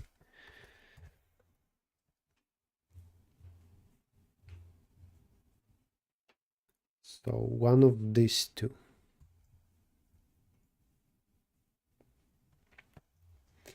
I don't think it's good to look at height of either one of those columns, like how many x's in a row there are, because it's also important what happens vertically, especially if it's something like that, xxx dot xx, at least this. There might be something happening here, and then might be something happening here. And depending on what it is, maybe it's some kind of DP from the bottom, then I will get information whether it's better to block this one or this one. By block, I mean change to the other type. But that's of course stupid. There is no order here. It's not that it is some kind of a tree where I can do dynamic programming.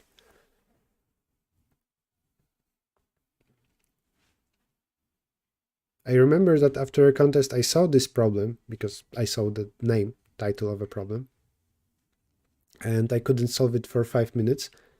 Now I will guess the same will happen.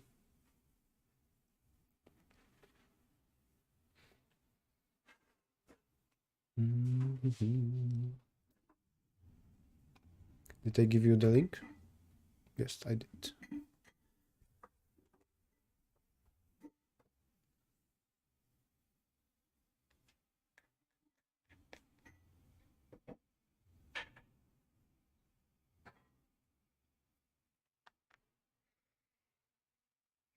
Mm.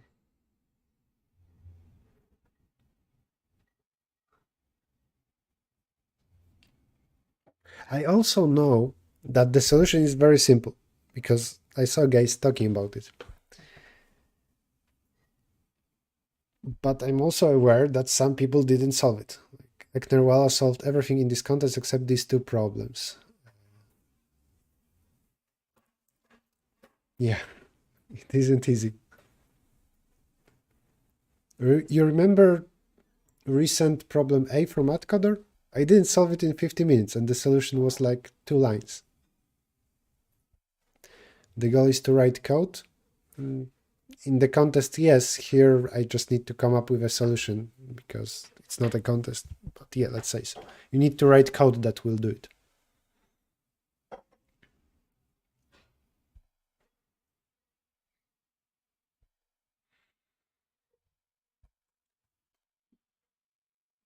Didn't miss anything.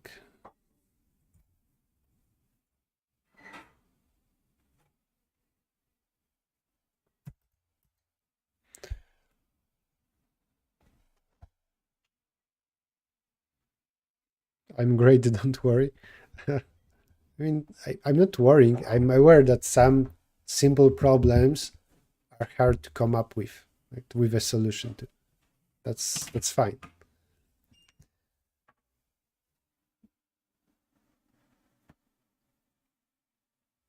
Right. Maybe we shouldn't look at first row and decide about it. Should we look at the whole full component? No, everything can be a connected component. Maybe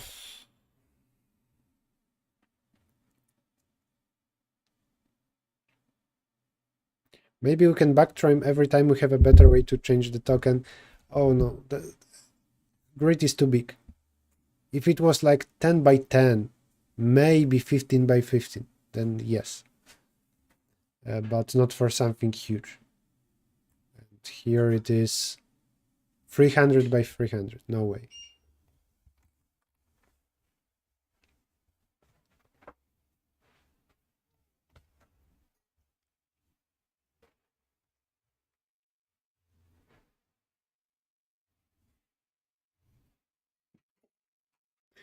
What do we do now?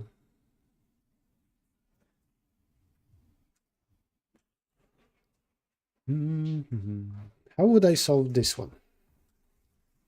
If you're stuck, it makes a lot of sense to just solve a sample test to maybe understand how you would do it. Why do we have this?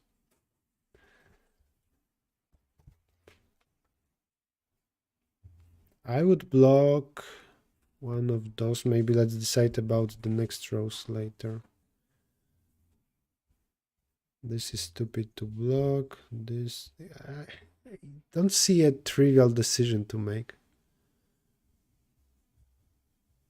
Maybe this is, yeah, this is best. Among those three and those three, this is best to block, I think. And this one?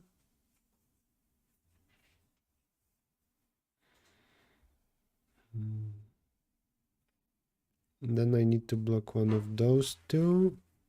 Then this is better. That.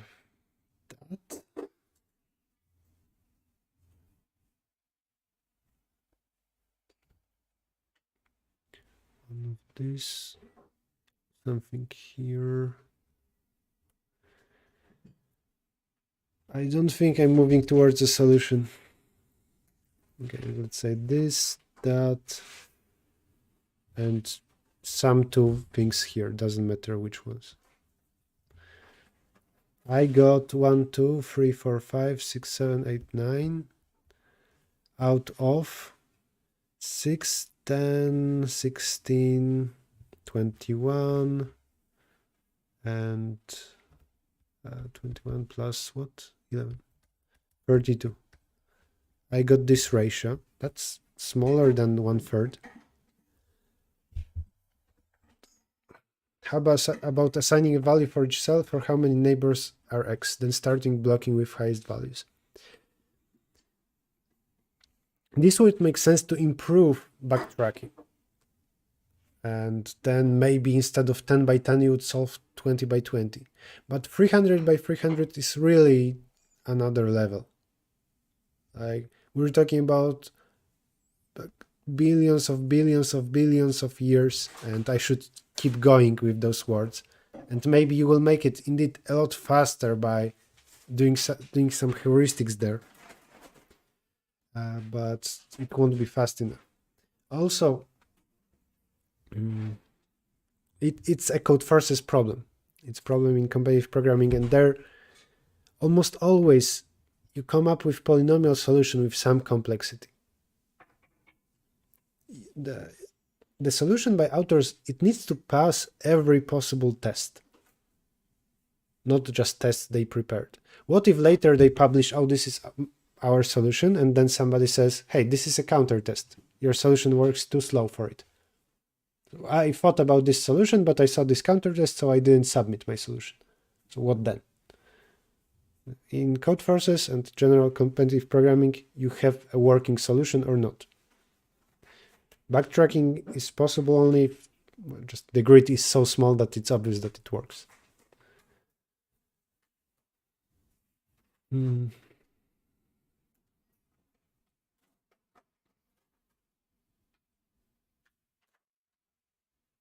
Okay, any ideas? Some kind of hint for me? Because now I'm thinking that I think that 1/3, let's say, of you viewers, you know the solution, just because it was an easy problem in a recent Codeforces competition. I can use a hint. Think about chess-like coloring. Do you look at tags? No, I try not to. Chess-like coloring. Well, if we do white, black, white, black, I think I see it. If every second cell you change into the other type, then you have good coloring. There will be no 2 in a row. And now instead you need to do this. White, white, black, white, white, black. Like that? That's the solution? 2 diagonals of white and then black. Then no 3 will be in a row. Like chess with extended white cells.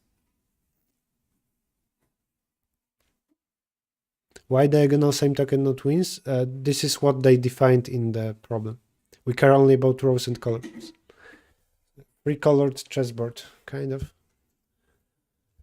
Okay, but that will be size of the grid divided by 3.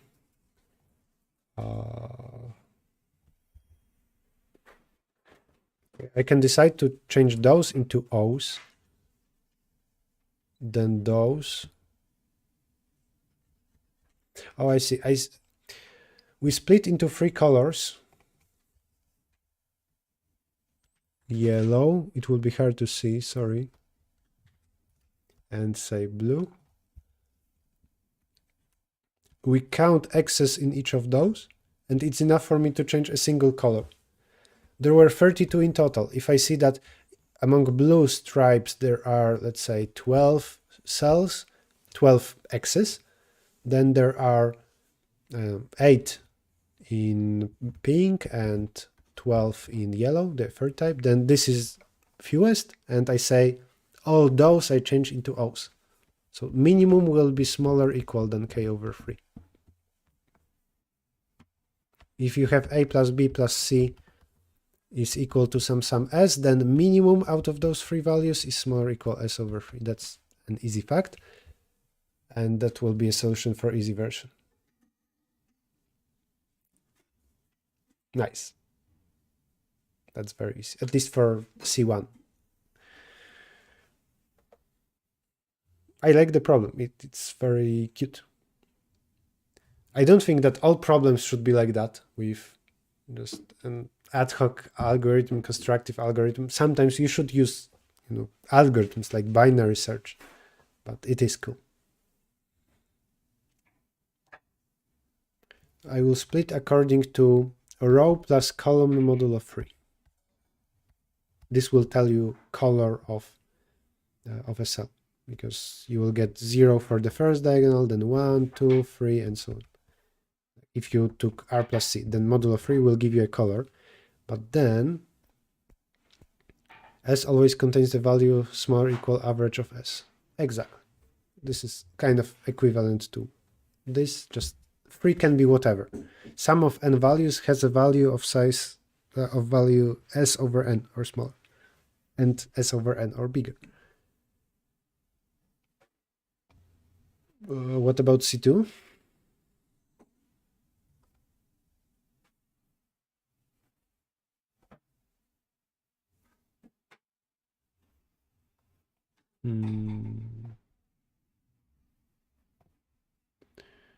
What about it? If I change diagonal into O's, then I risk making 3 in a row.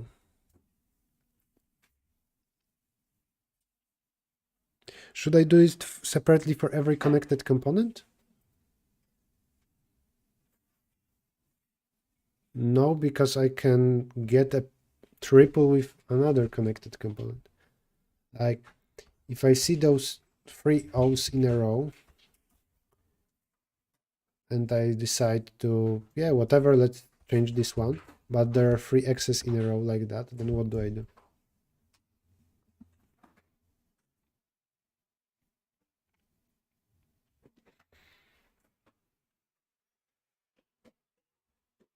There are cool line of questions where we do something based on R plus C modulo 2. I agree. In Math Olympiad, always we needed to do some kind of coloring. I just didn't think about it. Maybe because it's rare in algorithms, in competitive programming. I'm not sure how to make my program understand that here you shouldn't change the middle value.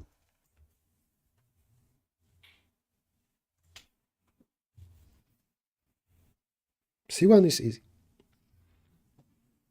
Easy, after I got a hint. I don't know if I would solve it during a contest.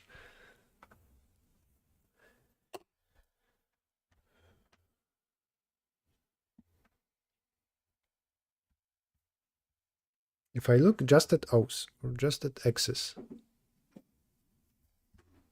then both will tell me that this diagonal is best to change. Or just look at both in general.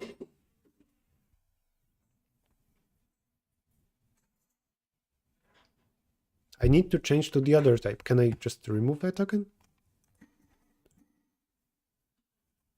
In one operation, you can change X into O or O into X, right? So I cannot just remove a token. If somebody is new to a stream, I will explain the statement. The statement is this. We get some kind of, let's say, chessboard, but whatever, agreed. And there are some tokens there from Tic-Tac-Toe game.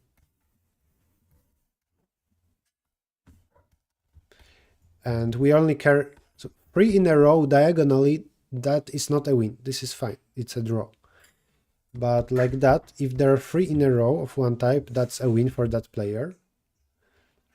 And yet we are given some grid with X's and O's, and we need to change a number of tokens into the other type so that there wouldn't be 3 same in a row.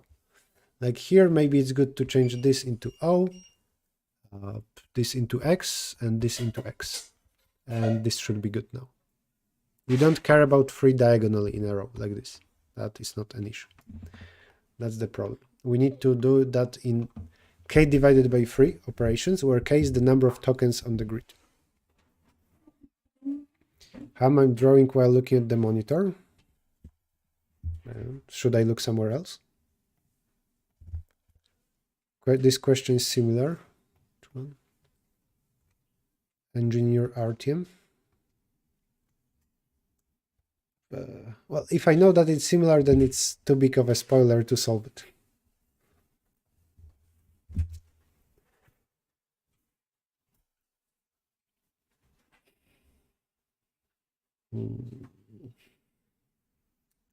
Was it significantly harder than C1? 3700, 2100. It was significantly harder. But I feel like that could be the only ad hoc part, the first problem. It's not that it's again some kind of crazy observation idea. It needs to be more standard. So every third diagonal.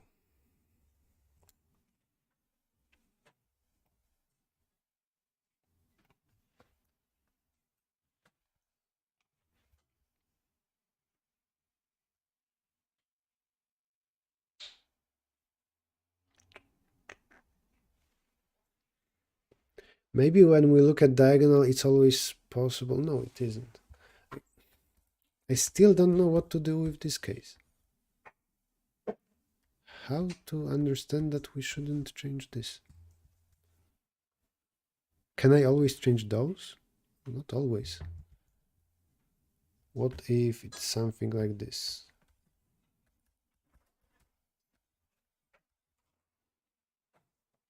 Then I need to change exactly one token in every row.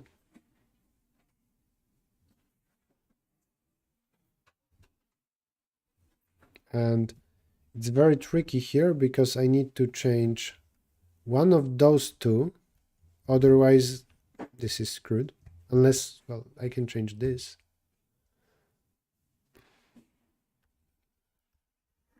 X, O, X. Is this good?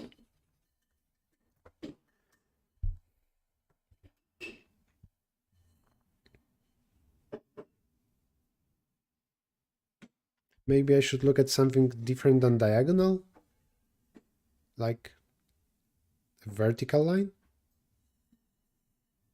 What about every third vertical line? Well, that's stupid because we can have 3 in a row vertically here, so no. What software are you using? Epic Pen. This. Distribute uniformly on rows and columns. I mean, if I do it randomly, then almost always something will be bad. For every cell, check 2 cells in 4 directions. Right, but here I cannot do anything about this cell. How do I decide about it? I need to change one of those 4, but it's very hard to understand that indeed that's the case. And there could be more stuff here outside. It's not that I will say, okay, this changed to O, and then this changed to, then just this stays. Maybe it's bad to change this into O because there are more stuff here.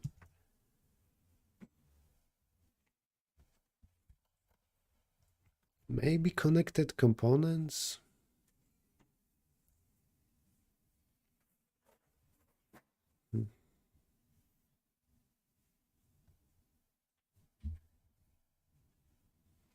When I change diagonal,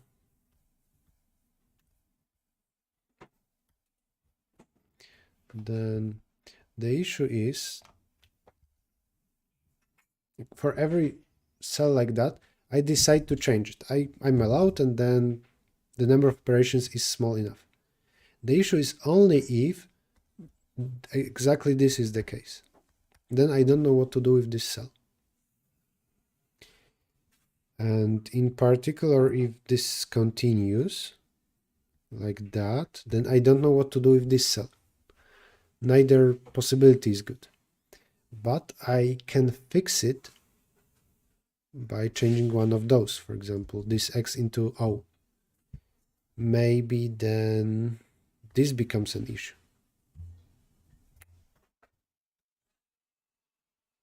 Let's focus on just this without looking at that. Let's say that this is right now O, and if I change this into X, it's bad anyway.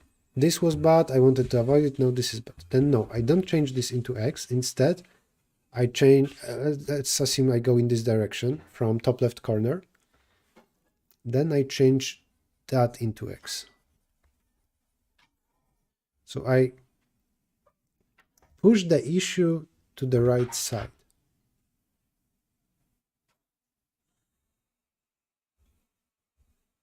Instead of doing an operation here, I do it here. Maybe I messed up this guy,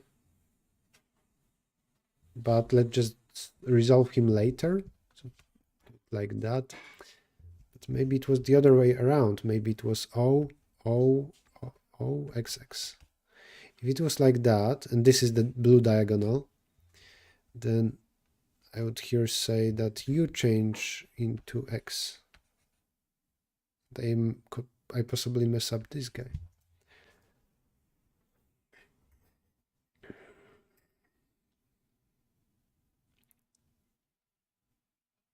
Is it always possible to do? I think so. Otherwise, they would tell us to print impossible if it's impossible.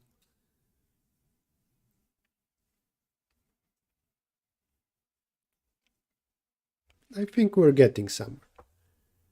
I will still find those diagonals, every third diagonal, and then maybe there's a block like that of issues. This, so an interval on this diagonal, an interval of cells where even if I change, it will still be bad. Just need better drawing. Okay.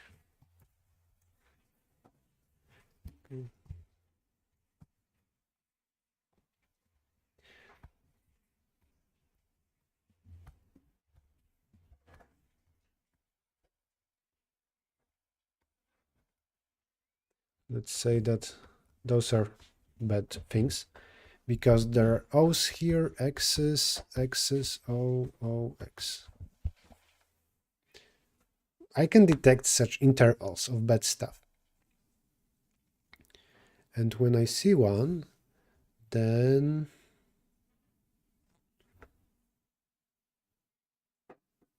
among every 4 items like this, I need to change something. Let's maybe say that I change this into O. Can I just change those internal ones? Oh, but then it will be too many operations. Every second one. So if this is a long thing on the diagonal, and the pattern continues OX, OX.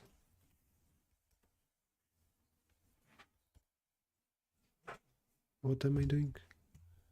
Oh,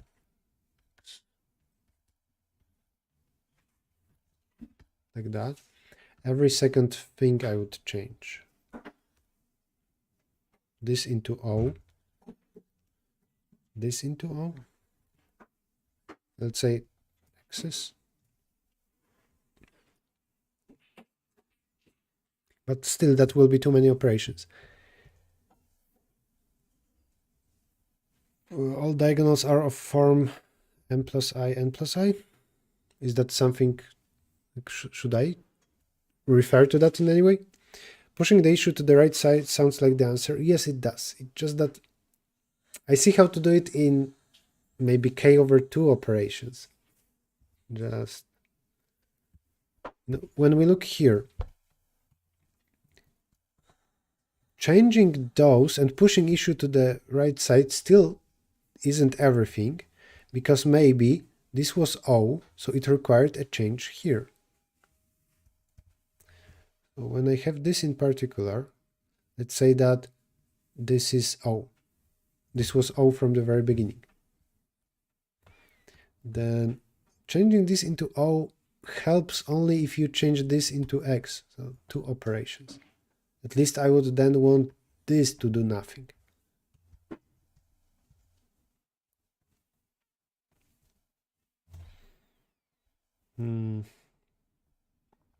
If I change one of those kind of border values, then maybe this also becomes a trouble, like those. I think we're so close. Why your status is showing newbie in Codeforces? Because it's called Christmas or New Year Magic, and everybody can choose whatever status and color you wish.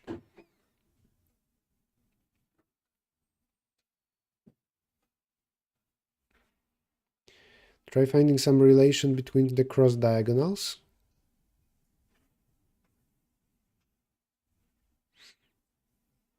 I don't see what that would be.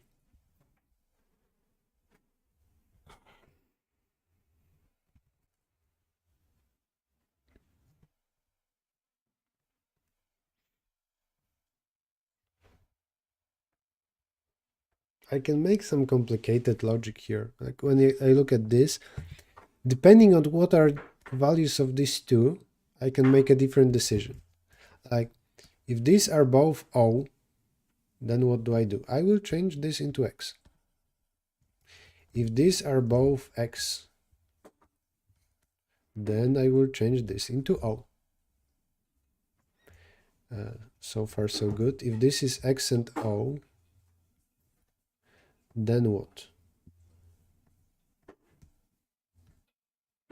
I think that this becomes O and this becomes X, or you can become X if you want, right? OX instead of XO will be symmetrical. So if there are two O's in a row here in this bad situation, like this, then I change O next to them. If two X's, then I change X. If OX, like that. Is that even possible? Wait, it is. So this is the blue diagonal. Why can't I click? Then what did I say I do? For example, X and O. I want to push issue to the right side. Oh yeah, I can mess up something here. No, I couldn't do that. If there are two O's in a row and the O is here, this is bad. Maybe I created something bad there on the left. I'm overthinking, right?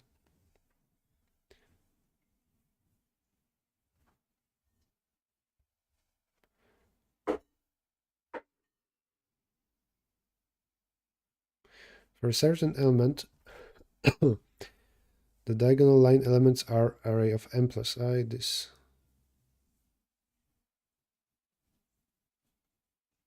I agree that, well, depending on which diagonal we look at, here, if this is 5, 10, then this will be 6, 9, like row, column, counting from top left, and so on.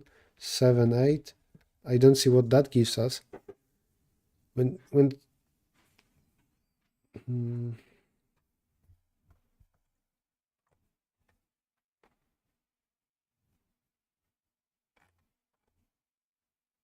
referring to comments by Sadbro, but I don't know what to do with that.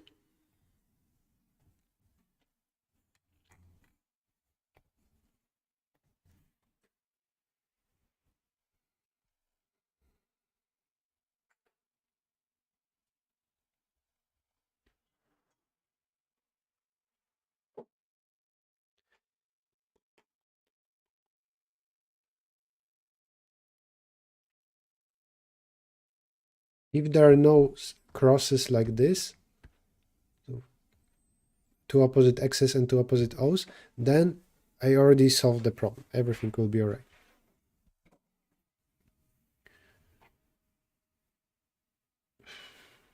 Right? What do I do if not? I just try to resolve issues here, and I say I try to resolve issues there. Yeah. Do I want a hint?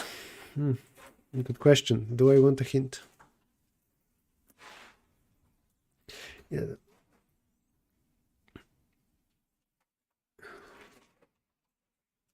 I don't know. Let me think a moment more without a hint. Also, this is last problem of the stream. After that, we'll finish.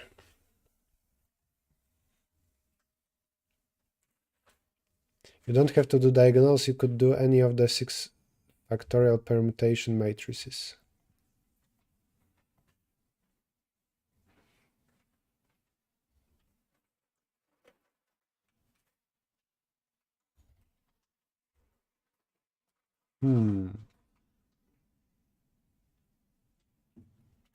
Maybe after making some decisions on the complicated situation in one diagonal, you are ensuring the complicated situation does not happen in the next one. And no, the next diagonal is too far away. They are kind of separate. The next diagonal doesn't see the previous one.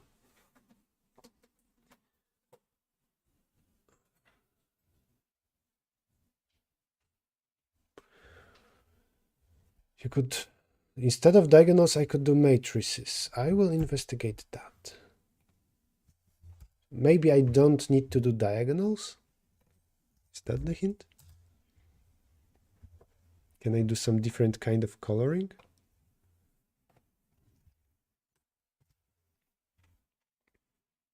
If I do...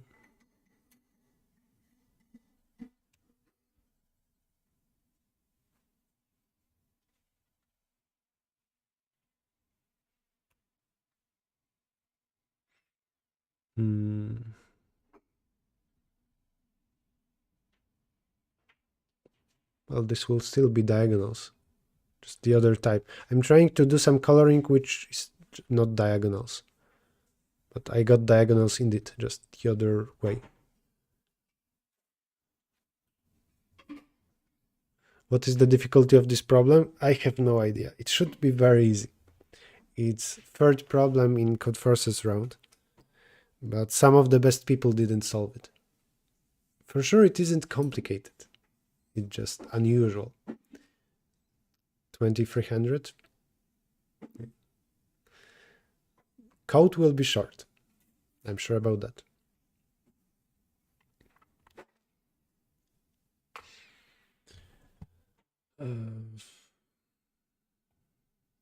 Took me 2 hours to do C1 and C2.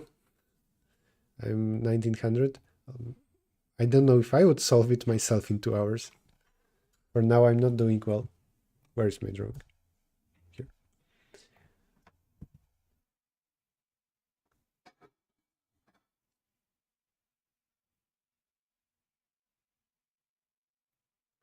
Even if this casework is possible, I just don't like it. I want to come up with something else. The casework for those special crosses.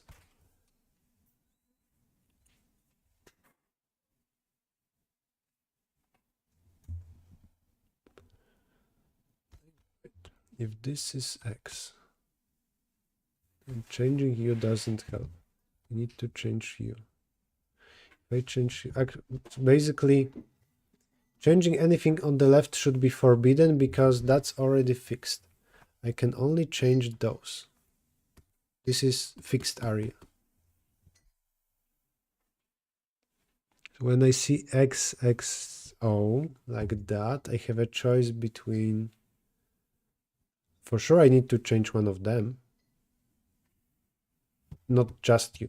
I change U alone or U both. But maybe U both doesn't happen all the time. Let's see. If this is X, then I change U both or U alone. If I change these two, let's say that we go in this direction, and this was also bad, then I fixed it. Didn't I? I mean, we will normally change this, but then if this was at the beginning X.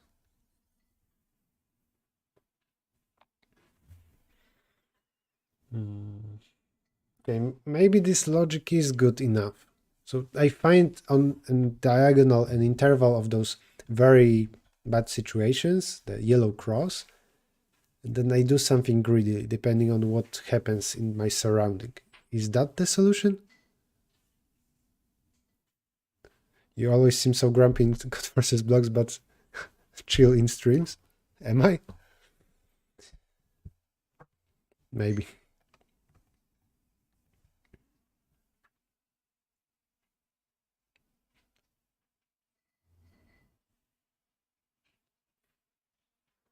Well, if I am to solve this problem, this casework way, then let's try to write down the cases.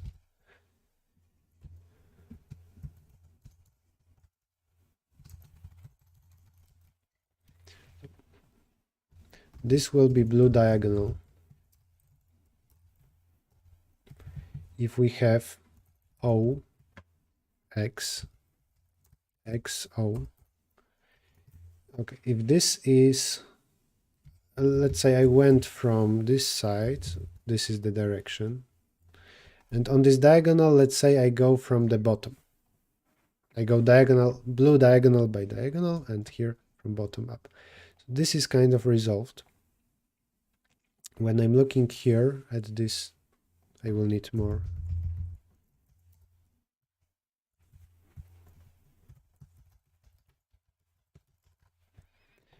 This is blue diagonal. Right. I'm looking at this cell. If this is the situation and this is O, then I can change this to X. From this to that. And everything's all right. And I move on. I made one operation in this, let's say, row. Everything's fine, right? What if this was X? I cannot change those. I don't want to change this one because I came from that direction. I can only change U. So I need to change this to O and this to X. That's two operations. So like that, two operations. And then can the same bad thing happen for the next one? No, because now he sees X on the left and X below. So he doesn't have this special case. Also in this case, the next one cannot be special again because this is X, this is X.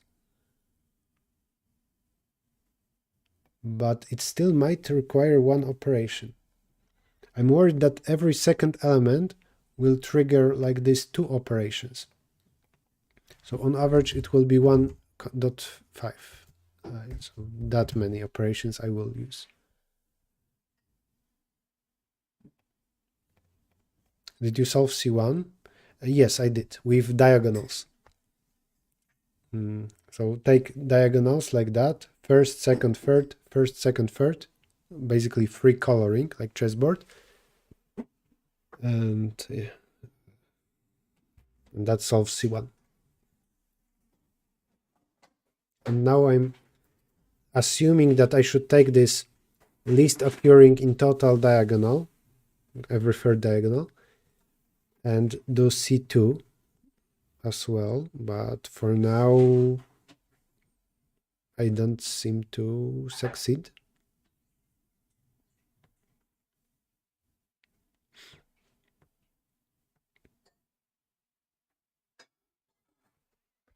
Because in this case, if I already am done here below, then I need two operations. I need to change this into O and this into X.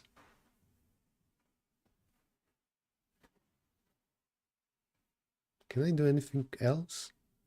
I can try to avoid to put X there in the first place, but it's hard. It will be more casework. Like in particular here, I'm putting, no, this is not a good example.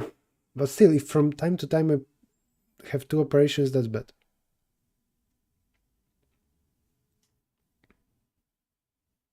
Maybe every vertical free is filled with O's, or almost every.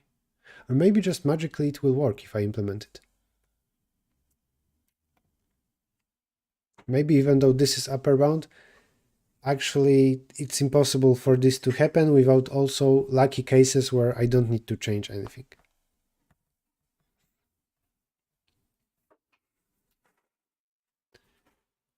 I get distracted and kind of space out. Well, then work on your focus, I guess.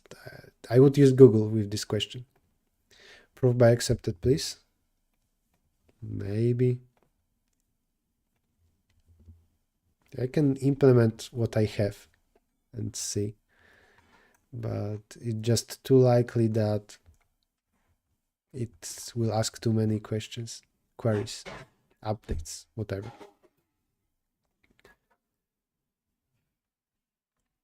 Can somebody tell me if this is correct? I'm sure one of you knows the solution. So should I just implement this and it will work?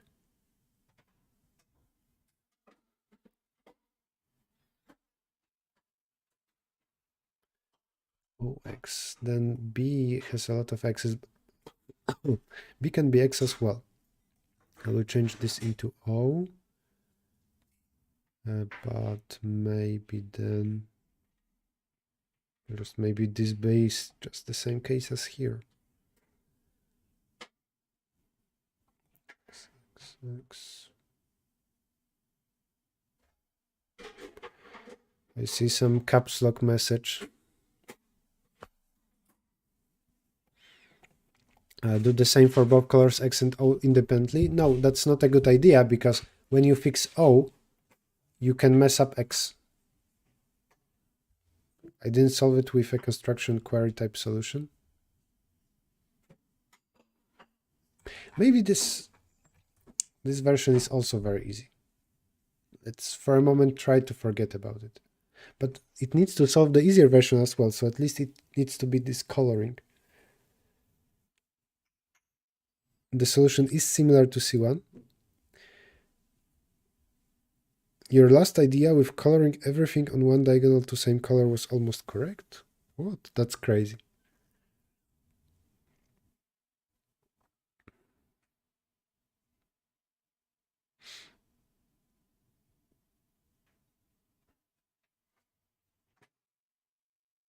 What about changing two consecutive diagonals?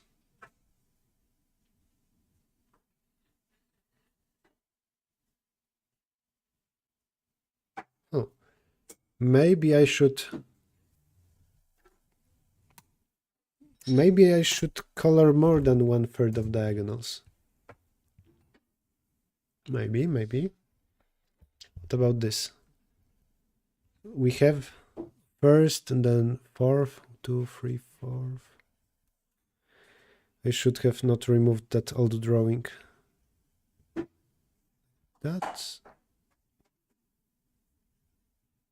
okay. This is one color, then blue, then yellow, and I say that one of them will be fully converted to X's and one of them will be fully converted to O's. What about this? Let's say that the whole of blue gets changed into X and the whole of pink gets changed into O. If I do this, then I avoid any 3 equal in a row. The question is whether I can choose which one to change this way. For each diagonal, I would need to count X's and O's there. Let's say that I randomly choose that blue goes like that, red goes like this. The issue is if red has a lot of X's. A lot of X. Then I need a lot of operations. But then won't it work to just swap those two?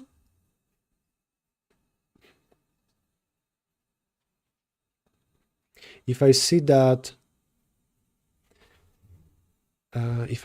A plus B is greater than K over 3, but then I change it to N minus A plus N minus B, assuming that all the diagonals are filled, then I think this will be smaller. What should I, well, here maybe I should investigate 2 diagonals out of 3, so it's kind of comparing like to 3n, assuming that diagonal size is n. This would mean that, move this to the other side, 0, what? 3n minus n minus a minus b. 3n minus a minus b is smaller than 0. So 2n is smaller than n, which is this over 3. What am I doing?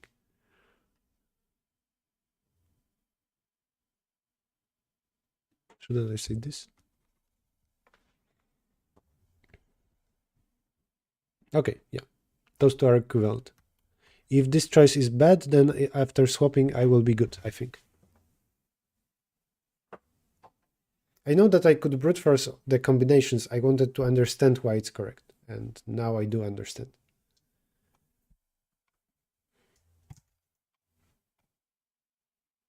Yeah. So, are there test cases? Yes, there are. Well, I think we did it. Just let's try to implement and, prove by accepted.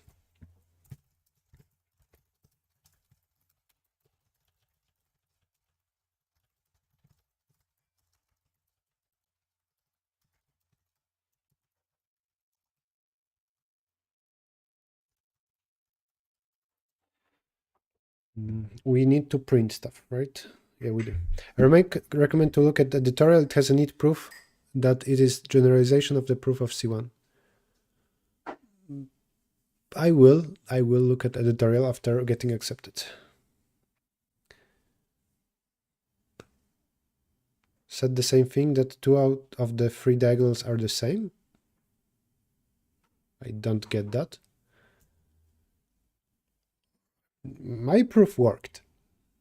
I understand that it's not easy. And mine was, if something is bad, then swapping those two becomes good.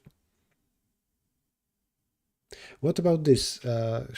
Isn't it enough to take 2 diagonals with least occurrences of tokens and then say count X's and O's there?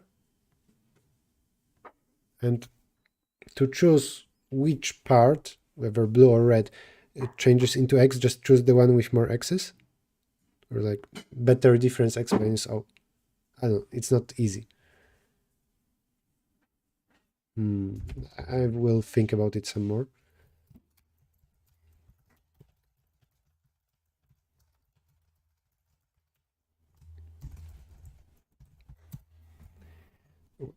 We take 2.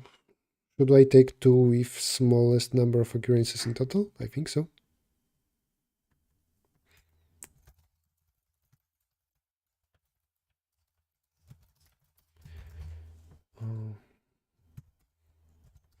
Row plus col modulo 3.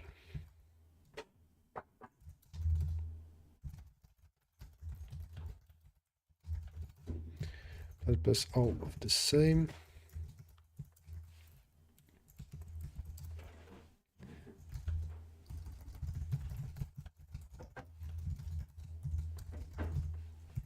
Right.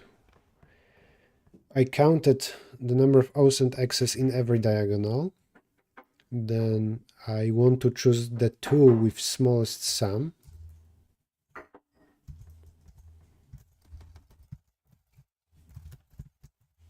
For everything from 0 to 3. I sort by the sum of occurrences.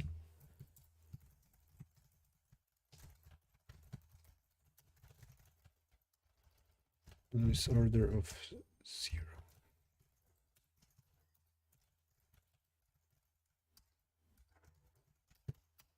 Possibly I will swap them. But let's say that blue changes into X, red changes into O.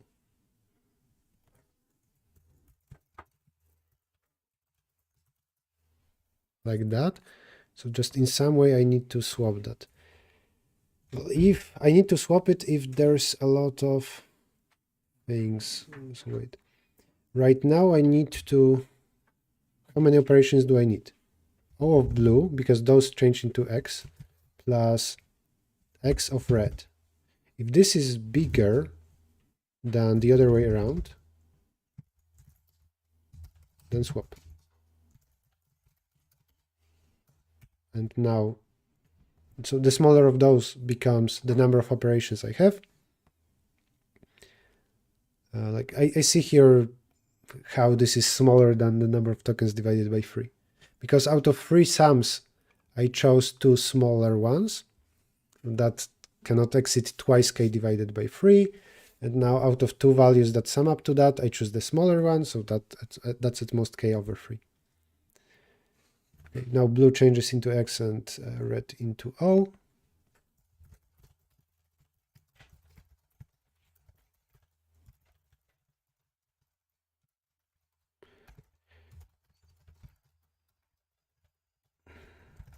If this, then if you're O, you change into X.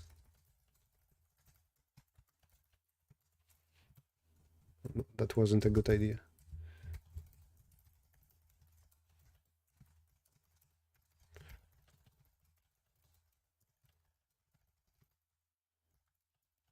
If X change into O,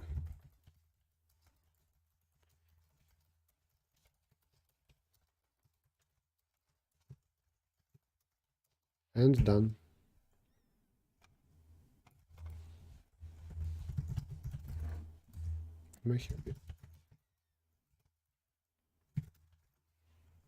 Oh, some kind of error. Is this size 3? Yes, it is.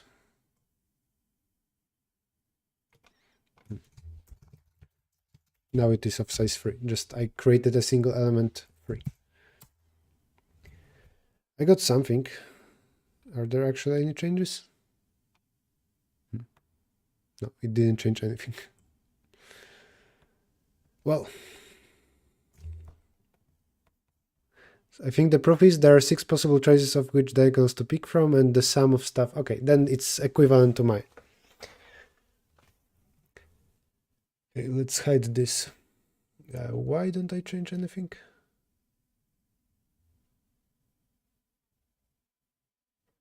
This is literally the input, right? Yes, it is. Lowercase. Oh, okay.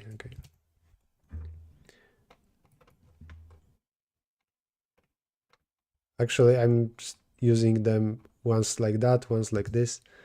Uppercase. Thank you for noticing this. I could spend like extra 10 minutes here. I would in a moment print stuff and I would eventually realize. Is this good? No? Oh no, I wanted to say 3 X's in a row, but that's from 2 different test cases.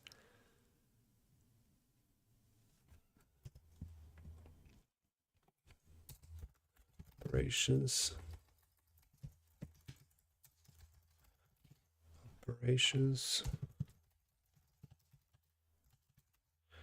K will be the number of all tokens.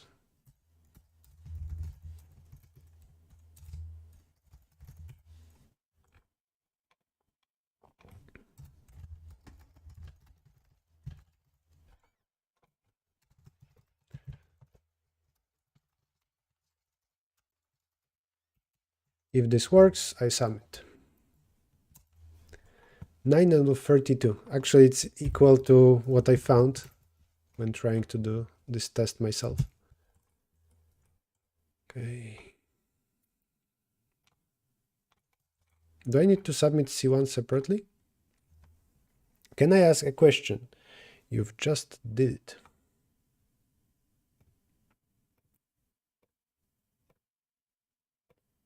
I don't see how it can be possible that can I ask a question wastes less time than actually asking a question. All right, submit the other one. It was a very nice problem, by the way. So simple.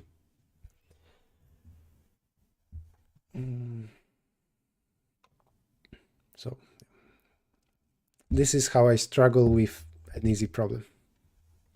Hope you enjoyed watching this. It was very bad, the problem? It wasn't. I don't want to do it here. I want to do it here. I'm looking for some channel to rate, and we're finishing the stream. Hurricane contest, it's terrible. No, the disadvantage of such a problem is that it's maybe a bit random whether you solve it or not. But in the long run, it's fine. Like, if you're good at solving ad hoc problems too, your rating will go up.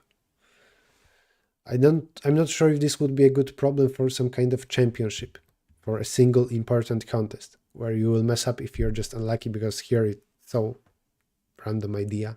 I don't know.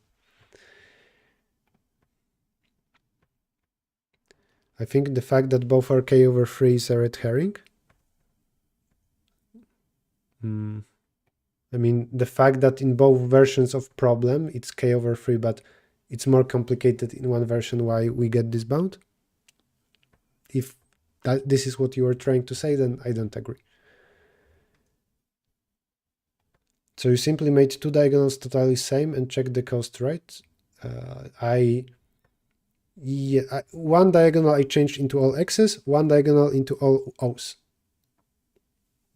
And I wanted to have a small cost to do so, which is a bit different from the way the editorial describes that. And I know how the editorial does it because you told me.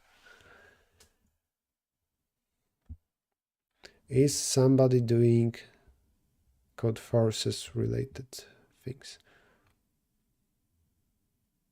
Reviewing streaming platform infrastructure. Control the robot. That's interesting, maybe. VTubers. VTubers are becoming more and more popular. Maybe I should become one. I will be a girl coding.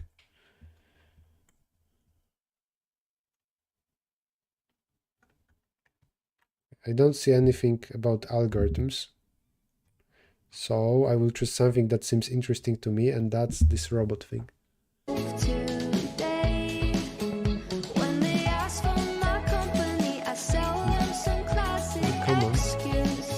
Forward, back.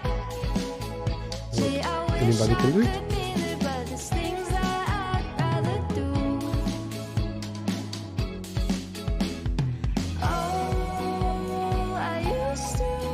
I'm trying to understand what is this.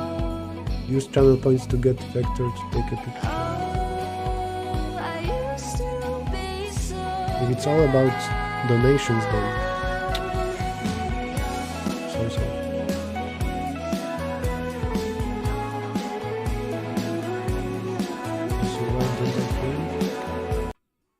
Okay, now I do. Okay, it seems to be, I don't know if it's a dead stream, but I don't see anything happening or talking. You need to say vector first.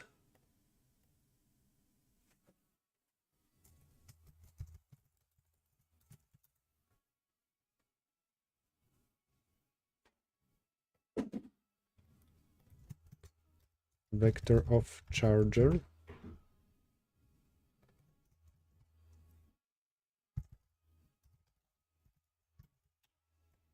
Vector forward.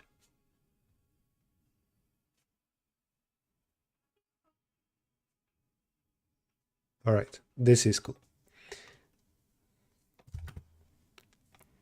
Right, Xiaok, is he streaming? I don't see him on Codeforces.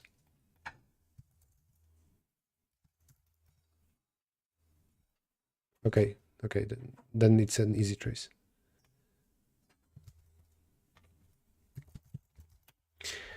Go watch Xiaok. I think he's solving coding interview problems, but those on binary search are more similar to competitive programming than problems from LeetCode.